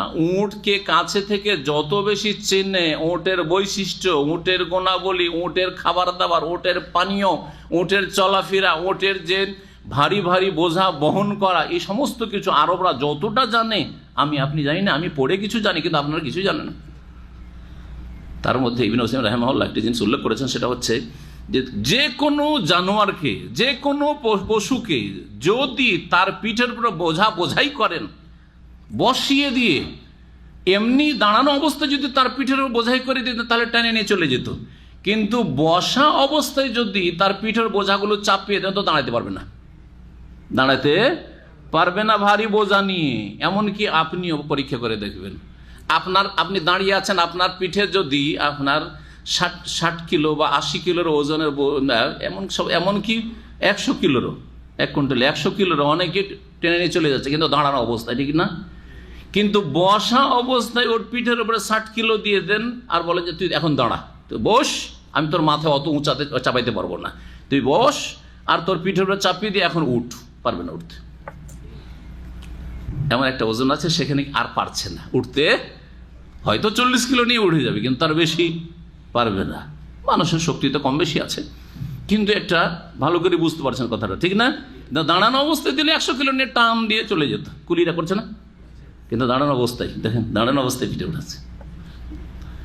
যে কোনো জীবজন্তু, গরু, ছাগল, ঘোড়া, যে কোনো জীবজন্তুকে পরীক্ষা করে নিন, বসিয়ে দিয়ে যদি পিঠে বোঝা চাপান, উঠতে পারবে না। পক্ষান্তরে উট এর বিপরীত। উট পিঠের উপরে যতটা টানতে পারে ততটা বসিয়ে দিয়ে বোঝাই করে দেন, আর বলেন যে এখন উট চলতে পারবে। আল্লাহ কেন করলেন এটা? আমার আপনার কল্যাণের জন্য। কারণ উট এত উঁচা জন্তু যে দাঁড়ানো অবস্থায় যদি বোঝাই করতে হইতো, আমরা তো হাতি পাচ্ছি না। মধ্যম শ্রেণীর লোক তো পিঠের উপরে হাতি পাবে না, তাই না? আর আমরা যদি একটু উঁচা মানুষ হাতও পাই, তো কিছু বোঝা উঠিয়ে সেখানে চাপাইতে পারবো না, তো কি করে বোঝাই করবো? বোঝা গেছে? তো আল্লাহ এত শক্তিশালী করেছেন উটকে, যে উটকে বসিয়ে দিয়ে তার পিঠের বোঝাই করে দাও, আর তারপরে যতই ভারী হোক না কেন, যতটা টানতে পারে ততটা নিয়ে উঠে যাবে ধাই করে। উটের আর একটা বৈশিষ্ট্য, কোনো জীবজন্তু পারবে না। মরুভূমিতে একবার যদি পানি পান করে নেয়, সপ্তাহ পার হয়ে চলে যাচ্ছে, পানির দরকার নেই, এক সপ্তাহ চলে যাচ্ছে বিনা পানিতে, কোনো অসুবিধা নেই। 1 সপ্তাহের মধ্যে নিশ্চয়ই এমন কোনো জায়গায় পৌঁছাইতে পারবেন যেখানে পানির ব্যবস্থা আছে। কিন্তু গরু, ছাগল, মানুষ মরে যাবে এক বেলা 2-4-6 ঘন্টা পানি না হইলে। মরুভূমিতে যান আর দেখেন যে আপনি কত ঘন্টা বরদাস্ত করতে পারেন, আপনি পারবেন না। কত মানুষ গিয়ে রবুল খালিতে, যে এমটি কোয়ার্টার রয়েছে রবুল খালি, ওমান আর ইয়ামানের বর্ডারে, এসব এলাকায় গিয়ে মানুষ মরে যাচ্ছে। সব দুর্ঘটনার কথা আমরা যুগে যুগে শুনেছি, আর এখন শুনতে আছি। গাড়ি নিয়ে ফেঁসে গেছে তো গেছে, পানি নেই, কিচ্ছু নেই, গাড়ি নিয়ে মরে পড়ে আছে। পরে হেলিকপ্টার গিয়ে দেখছে যে ওখানে একটা গাড়ি কেন বা মানুষ এইখানে মরে আছে, উঠে নিয়ে এসো। উট নিয়ে যে আল্লাহ গবেষণা করতে বলেছেন, এই সামান্য না যে উটের শুধু দৈহিক কাঠামোটা দেখেন আপনি, অনেক কিছু দেখার রয়েছে সেখানে, অনেক কিছু সেখানে চিন্তা ভাবনা করা রয়েছে, দেখার রয়েছে। আল্লাহ বলছেন আফালা ইয়ানজুরুনা ইলাল ইবিলি, তারা কি দেখে না উটের দিকে, কাইফা খুলিকাত, কিভাবে তাকে সৃষ্টি করা হয়েছে, আর কত তোমাদের উপকারে আসছে। তার গোশত, তার চামড়া, তার পশম, তার সব কিছুই কাজে আসে মানুষের। জি, উটের কাইফা খুলিকাত। এবং নবী করিম সাল্লাল্লাহু আলাইহি সাল্লাম উটের আরো কিছু বৈশিষ্ট্য কথা বলেছেন। জি, জিনের মতো উট, খুলিকা মিনাল জিন। জি, জিনদের মধ্যেকার বলেছেন। কেমন জিনদের মধ্যেকার জানি না, গায়বের কথা, কিন্তু ওহির কথা নবী করিম সাল্লাল্লাহু আলাইহি বলেছেন। জি, জিন আগুন থেকে তৈরি। জি, এই জন্য হাদিসের আলোকে ইমাম আহমদ রাহিমাহুল্লাহর মত, আর এটাই হচ্ছে ঠিক, যে উটের গোশত খেলে ওযু নষ্ট হয়ে যায়, সুতরাং ওযু করতে হবে। কারণ আগুনকে ঠান্ডা করতে হয় কি দিয়ে? পানি দিয়ে। এটা অনুভূত নয়, চোখে দেখতে পাই না, কিন্তু উটের গোশতে এমন কিছু আছে যেটা খেলে এমন কিছু শরীরে হয় যাতে ওযু নষ্টের হুকুম নবী করিম সাল্লাল্লাহু আলাইহি ওয়াসাল্লাম বলেছেন গায়ব থেকে। সুতরাং সেটা আমাকে বিশ্বাস করতে হবে। যেমন কিয়ামত বিশ্বাস করছেন, ওহী বিশ্বাস করছেন, তেমন হাদিসে রাসূল সাল্লাল্লাহু আলাইহি ওয়াসাল্লাম বিশ্বাস করতে হবে যে আনা তাওয়াদ্দাউ মিন লহুমুল ইবিলি, উটের গোশত খেলে কি আমরা উজু করবো? বলছেন না, তাওয়াদ্দাউ মিন লহুমুল ইবিলি, উটের গোশত খেলে উজু করো। উটকে দেখতে বলেছেন। জি হ্যাঁ, উট দেখতে পারবে। আরব বেদুইন উট আছে হাতের নাগালে, উট দেখলেই উট, এই বৈশিষ্ট্য উটের। আর এই এত উপকার আমাদের হচ্ছে উট দিয়ে। উট আমাদের মরুভূমির জাহাজ। এই উট দেখে উটের রবকে চিনবে। ওয়াইলাস সামাই কাইফা রুফিআত, আর তারা কি দেখে না আকাশের দিকে কিভাবে সুউচ্চ করা হয়েছে। আকাশকে কত আল্লাহ উঁচা করেছে, 500 বছরের রাস্তা, যেমন হাদিস দ্বারা প্রমাণিত। তারপরে রাফাস সামাওয়াতি বেগাইরে আমাদিন, বিনা কোন স্তম্ভ খুঁটিতে আল্লাহ সুউচ্চ করে রেখেছেন। হাল তারা মিন ফুতুর, তাতে কোন রকমের ফাটল দেখতে পাচ্ছ, ভাঙচুর দেখতে পাচ্ছ, যে এখন মেরামত করতে হবে, ধ্বংস হতে যাচ্ছে, যেমন বাড়িঘর ধ্বংস হয়ে যায়, ধসে পড়ে, দেখছো কোথাও? এতদিন থেকে তৈরি আছে আসমান জমিন, সুবহানাল্লাহ। জি, এগুলো দেখো, আকাশ দেখো। এবং আকাশ শুধু আকাশ না, আকাশে সূর্য, চন্দ্র, গ্রহ, নক্ষত্ররাজি, অসংখ্য নক্ষত্ররাজি, তারপরে মেঘমালা ইত্যাদি ইত্যাদি। জি, আল্লাহ রাব্বুল বলছেন যে আকাশের দিকে, এগুলো থেকে কত তোমরা উপকৃত হচ্ছ। ওয়াইলাস সামাই কাইফা রুফিআত ওয়াইলাল জিবালি কাইফা নুসিবাত, আর পাহাড়গুলির দিকে তারা তাকাই না কাইফা নুসিবা, সেগুলো কীভাবে স্থাপিত করা হয়েছে। একদিন বলেছিলাম এর আগে যে যতটা ওপর দিকে পাহাড় দেখছেন ততটা তার মাটির তলায় শেকড় রয়েছে, যার ফলে ঝড় তুফান যতই কিছু হোক না কেন পাহাড় একটুও নড়ে না। বরং এর বিপরীত গবেষণাকারীরা বলেছেন যে যেই এলাকায় পাহাড় পর্বত আছে, সামুদ্রিক এলাকা থেকে ঝড় তুফানগুলি যে আসে, তখন পাহাড় কি করে সেটাকে প্রতিরোধ করে, যার ফলে পাহাড়ের কারণে আশেপাশের লোকেরা নিরাপদ থাকে ক্ষয়ক্ষতি থেকে অনেকটা। ওয়াইলাল জিবালি কাইফা নুসিবাত, এই পাহাড় পর্বতগুলিকে আল্লাহ রাব্বুল আলামিন কিরকম করে তৈরি করেছেন, যেমন অন্য জায়গায় বলেছেন এগুলি কেমন পেরেক স্বরূপ। যেমন খেমা তাঁবু লাগাবার জন্য কি করতে হয়, কিলক বা পেরেক লাগে যাতে করে তাঁবু হাওয়া বাতাসে না উড়ে যায়, ঠিক ওই রকমই জমিন আল্লাহ পৃথিবী যখন সৃষ্টি করলেন, পানির ওপর তো ভাসমান, পানির ওপর যেন একটা বল ভাসছে, সব দিকে পানি, পানি আর পানি, সাগরে পানি, নদীতে পানি, মাটির তলায় পানি, পানি আর পানি, আর পৃথিবী হচ্ছে গোলাকার বা ডিমের মতো ধরেন, তো এটা ভাসছে যেন। তাহলে এইটা আল্লাহ কেন পাহাড় করে আনতামিদা বেকুম, কোরআনে ভাষা বলেছেন, যাতে করে তোমাদেরকে নিয়ে হেলাহিলি না শুরু করে দেয়, নড়াচড়া না শুরু হয়ে যায়, তাহলে বাড়িও বাঁধতে পারবে না, সবসময় ভূমিকম্প হতেই থাকবে, চলতেও পারবে না, ঘুমাতেও পারবে না, কাজকর্ম করতে পারবে না, বসবাসযোগ্যই থাকতো না পৃথিবী। ওয়াইলাল জিবালি কাইফা নুসিবাত ওয়াইলাল আরদি কাইফা সুতিহাত, আর তারা কি দেখে না গভীরভাবে পৃথিবীর দিকে, মানে ভূতলের দিকে।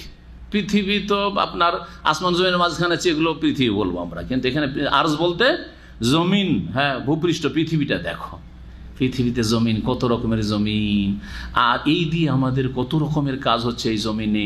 জমিনের তলায় খনিজ সম্পদ রয়েছে, পাহাড়ের তলায় খনিজ সম্পদ রয়েছে, আর জমিনে পানির ব্যবস্থা রয়েছে, জমিনে আমাদের খাদ্যের ব্যবস্থা রয়েছে, জমিন থেকে সমস্ত রকমের প্রয়োজন আমরা আমাদের প্রয়োজন মেটাচ্ছি, আর আমাদের গবাদি পশুর প্রয়োজন মেটাচ্ছি। মাতা আল্লাকুম ওয়ালি আনআমিকুম, যেমন আল্লাহ বলেছেন। ওয়াইলাল আরদি, আর জমিনকে নিয়ে তারা চিন্তা করে না, কাইফা সুতিহাত, কিভাবে সেটা বিছানো হয়েছে। সাতহুন, সাতহুল আরজ বলা হয়, সমতলকে সাতাহ বলা হয়, এই জন্য ছাদ সাত, আজকাল ছাদকে সাকফকে সাতহুনও বলা হচ্ছে, সমতলে ছাদটা সমতল হয়ে আছে। তো কিভাবে জমিনকে বিছানো হয়েছে, জমিন যদি বিছানোর মতো না হইতো তাহলে বাড়ি ঘর, বসবাস আর চলাফেরা কিছুই সম্ভব হইতো না, গাড়ি নিয়ে চলাফেরা ইত্যাদি সব সম্ভব হইতো না। আল্লাহ করেছেন ফাযাক্কির, হে নবী, এভাবে এইসব চিন্তা করতে বলো। একদিকে দেখেন আল্লাহর সৃষ্টিগত নিদর্শন নিয়ে 4টি নিদর্শনের কথা বলে চিন্তা করতে আল্লাহ বললেন, আফালা ইয়ানজুরুন। আর আরেকদিকে নবী করিম সাল্লাল্লাহু আলাইহি ওয়াসাল্লামকে বলছেন যে তুমি এদেরকে উপদেশ দিয়ে থাকো। একদিকে চিন্তা করে এইসব দেখে আল্লাহর সৃষ্টিগত যেসব নিদর্শন রয়েছে এগুলো দেখে আল্লাহকে চেনুক, আল্লাহর সাথে সম্পর্ক করুক, আল্লাহর কাছাকাছি আসুক, স্রষ্টার কাছাকাছি আসুক। আর একদিকে তোমার উপদেশ চলতে থাক, যাতে উপদেশ তাদেরকে এগিয়ে দেয় আল্লাহর দিকে। ফাযাক্কির, হে নবী, তাদেরকে উপদেশ দিতে থাকো। ইন্নামা আনতা মুযাক্কির, নিশ্চয় তুমি তো শুধুমাত্র একজন উপদেশ দানকারী। লাস্তা আলাইহিম বিমুসাইতির, তাদের ওপর তুমি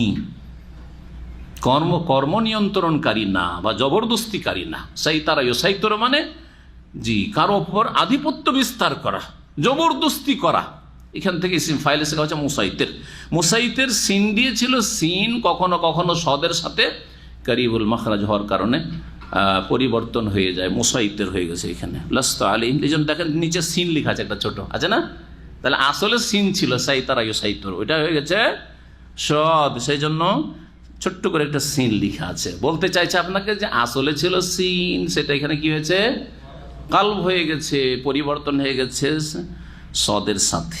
জি, লাস্তা আলাইহিম বিমুসাইতির, হে নবী, তুমি তাদের কর্ম নিয়ন্ত্রণকারী না বা তাদের ওপর তুমি জবরদস্তিকারী না, জবরদস্তি চলবে না। যেমন কোরআন কোন আয়াতে বলছে লা ইকরাহা ফিদ্দীন, দিনের ক্ষেত্রে জবরদস্তি নেই, জবরদস্তি নেই। তাদেরকে উপদেশ দিতে থাকো, বলতে থাকো, দাওয়াত দিতে থাকো উত্তম পন্থায়। লাস্তা আলাইহিম বিমুসাইতির ইল্লা মান তাওয়াল্লা ওয়া কাফার, তবে এখানে ইল্লা মানে লাকিন, কিন্তু, তবে কেউ যদি ফিরে যায়, তুমি উপদেশ দিলে আর আল্লাহ রাব্বুল আলামিন সৃষ্টিগত এইসব নিদর্শন রেখেছেন, এগুলি নিয়ে চিন্তা গবেষণা করে আল্লাহকে চিনতে বলেছেন, কিছুই করলো না সে, তার ব্রেন বুদ্ধিকে কাজে লাগাইলো না, তার হিতাহিত জ্ঞানকে কাজে লাগাইলো না, নবী সাল্লাল্লাহু আলাইহি ওয়াসাল্লামের উপদেশ নিল না, দায়ীর উপদেশ নিল না, ফিরে গেল, বিমুখ হইল, ওয়াকাফার আর কুফরি করলো, কুফরিতে নিমজ্জিত হইল। ফায়ুআযযিবুহুল্লাহুল আযাবাল আকবার, তাকে আল্লাহ রাব্বুল আলামিন মহাদণ্ডে দণ্ডিত করবেন। জি, ফায়ুআযযিবুহুল্লাহ, আল্লাহ তাকে শাস্তি দেবেন, আল আযাব আল আকবার, মহাশাস্তিতে, মহাশাস্তিতে পেলে শাস্তি দেবেন। এখানে মহাশাস্তি মানে জাহান্নামের শাস্তিকে বোঝানো হয়েছে। জাহান্নামের সামনে যত শাস্তি রয়েছে, কবর আযাবের শাস্তি, দুনিয়ার বালা মুসিবতের শাস্তি, আর দুনিয়ার বিপদ আপদের শাস্তি, আর আর্থিক সংকটের শাস্তি, আর দুশ্মনকে চাপিয়ে দেওয়ার শাস্তি, আর আপোষে লড়িয়ে দেওয়ার শাস্তি, যত শাস্তি হতে পারে দুনিয়া আখিরাতে, সবচেয়ে বড় শাস্তি হচ্ছে জাহান্নামের আযাবের শাস্তি, যাকে আযাবে আকবার বলা হয়েছে। ফায়ুআযযিবুহুল্লাহুল আযাবাল আকবার। ইন্না ইলাইনা ইয়াবাহুম, নিশ্চয়ই আমার দিকেই তাদের প্রত্যাবর্তন। আবা ইয়াউব থেকে ইয়াব মানে হচ্ছে ফিরে আসা। তাদেরকে ফিরে আসতে হবে কার কাছে? আল্লাহর কাছে। আল্লাহ বলছেন আমার কাছেই ফিরে আসতে হবে। সুম্মা ইন্না আলাইনা হিসাবাহুম, অতঃপর আমার দায়িত্ব হচ্ছে তাদের হিসাব গ্রহণ করা। আমি তাদের একমাত্র হিসাব নেব, আমার কাছে এসে হিসাব দিতে হবে কিয়ামতের মাঠে। মুমিন আর কাফির দুই ভাগে বিভক্ত হয়ে যাবে। কাফেরদের জন্য ফালা নুকিমু লাহুম ইয়াউমাল কিয়ামাতি ওয়াজনা, চিরস্থায়ী জাহান্নামী, তাদের জন্য দাঁড়িপাল্লা কায়েম করার দরকার নাই। একমাত্র তাদের যে অন্যান্য ক্রাইম অপরাধগুলি রয়েছে সেগুলোর জন্য শাস্তি কত টাকার বেশি হবে, সেগুলোর জন্য তাদের দাঁড়িপাল্লা কায়েম হবে।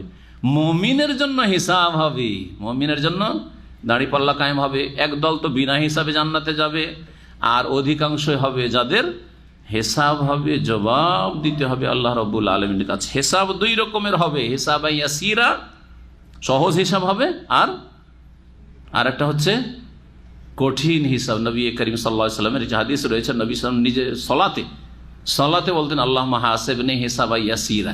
কিন্তু আমাদের দেশে একটা যে আমল আছে, যে আমলটি সহি নয়, সেটা হচ্ছে এ আয়াতের শেষে যদি ইমাম এ আয়াত পড়ে অথবা নিজে কোরআন পাঠকারী এ আয়াত পড়ে, তো কি পড়তে হবে? আল্লাহুম্মা হাসিবনি হিসাবান ইয়াসিরা। এটা সহি নয়, এটা সহি নয়। যদিও এই আমলটি আমাদের আহলে হাদিস সমাজে প্রচলিত রয়েছে, কিন্তু এটা গবেষণাতে আমরা দেখলাম যে এটা সহি নয়। নামাজের মধ্যে যখন আল্লাহ কি বলছে, ইন্না আলাইনা হিসাবাহুম শেষ হইল, তখন মুক্তাদি ইমাম সাহেব মিলে আল্লাহুম্মা হাসিবনি হিসাবান ইয়াসিরা পড়েছে। এটা সুন্নতের খেলাফ কাজ, এটা সুন্নত দ্বারা প্রমাণিত নাই। তবে নবী করিম সাল্লাল্লাহু আলাইহি ওয়াসাল্লাম সালাতের ভিতরে পড়তেন এই বলে হাদিস রয়েছে মুস্তাদরাক হাকিম, আর বেশ কিছু হাদিস রয়েছে যেটাকে আল্লামা আলবানী সহি বলেছেন, হাসান সহি বলেছেন। তো আল্লাহ রাব্বুল আলামিনের কাছে ফিরে যেতে হবে, আল্লাহ রাব্বুল আলামিন হিসাব নেবেন। মুমিন মুসলিমদের প্রথম হিসাব কিসের হবে? সালাতের হিসাব হবে। যদি মুমিন মুসলিম আপনি, তাহলে 5 ওয়াক্ত সালাত ঠিক নেই, তো হিসাব দেওয়ার জন্য রেডি আছেন আপনি? 5 ওয়াক্ত নামাজ পড়ছেন না, তো হিসাব দেওয়ার জন্য আপনি নিশ্চয়ই রেডি না, নিশ্চয়ই প্রস্তুত না আপনি। তাহলে এখানে আপনাকে বলতে হবে যে হয় আপনি বিশ্বাসী না, অবিশ্বাসী, পরকালে বিশ্বাসী না, অথবা পরকালে প্রথম হিসাব হবে সলাতের, নামাজের সলাতে ফেল, বাকি সব কিছুতে ফেল, এ কথাই বিশ্বাসী না। তাহলে আংশিক আপনি পরকালে অবিশ্বাসী, আংশিক আপনি পরকালে অবিশ্বাসী। অথবা বিশ্বাস আছে তারপরেও শয়তানকে সুযোগ দিয়েছেন, বিশ্বাস আছে জান্নাতে গেলাম, না হলে শয়তানের সাথে জাহান্নামেই থাকলাম। যদি বলেন একবারে আমি অবিশ্বাসী বলে আপনার উপর অপবাদ দিতে চাই না, কিন্তু বেনামাজিদেরকে আমি বলছি এই কথাগুলি, যারা বেনামাজি বা আধা নামাজি, মাঝে মধ্যে পড়েন মাঝে মধ্যে পড়েন না, 5 ওয়াক্ত সালাত পড়েন না, আপনার ইচ্ছা মোতাবেক সালাত পড়বেন, আল্লাহর ইচ্ছা মতো আদেশ মোতাবেক পড়বেন না। আল্লাহ বলছে দিনে রাতে 5 সালাত, 5 বার সালাত, আর 17 রাকাত ফরজ করেছেন। আপনি বলছেন আমি 17 পারবো না, 15 পড়বো, ফজর পড়বো না। তাহলে আপনি কয়েকটা অবস্থার একটা অবস্থা, হয় মোটেই আপনি পরকালে বিশ্বাসী না, অথবা আংশিক আপনি প্রথম হিসাব হবে হাসরের মাঠে সালাতের, এর ওপর বিশ্বাসী না। তাহলে আংশিক কিছু ক্ষেত্রে আপনি পরকালে অবিশ্বাসী, অথবা বিশ্বাসী হয়তো আপনার কথাই আমি বিশ্বাস করলাম যে সত্যি আপনি আখেরাতে বিশ্বাসী, কিন্তু আপনি পরোয়া করেন না, শয়তানকে সুযোগ দিয়েছেন। হইলে গেলাম জান্নাতে, আর না হইলে শয়তান ইবলিসের সাথে জাহান্নামেই থাকলাম। দুনিয়াতে শয়তান ইবলিসকে রাজি করি, খুশ করি, আর আল্লাহকে নারাজ করি, যার ফলে শয়তানের সাথে উঠতে হবে। আলমার ও মামান আহাব্বা, যে যার অনুসারী হবে, যে যাকে ভালোবাসবে, যে যার পথের প্রতীক হবে, তার সাথে কিয়ামতের দিন হাসর হবে। আল্লাহ রাব্বুল আলামিন এই বিষয়টি বোঝার তৌফিক দান করেন এবং আখিরাতে হিসাবের জন্য প্রস্তুতি গ্রহণের জন্য আল্লাহ রাব্বুল আলামিন সার্বিক ক্ষেত্রে চেষ্টা করার তৌফিক দান করেন। আল্লাহ আমাদেরকে এই ক্ষেত্রে সফলতা দান করেন, কামিয়াব করেন। এখানে আমাদের তাফসীর শেষ করলাম। ওয়া সাল্লাল্লাহু ওয়া সাল্লাম নবিয়ানা মুহাম্মদ ওয়া আলা আলিহি ওয়া সাহবিহি।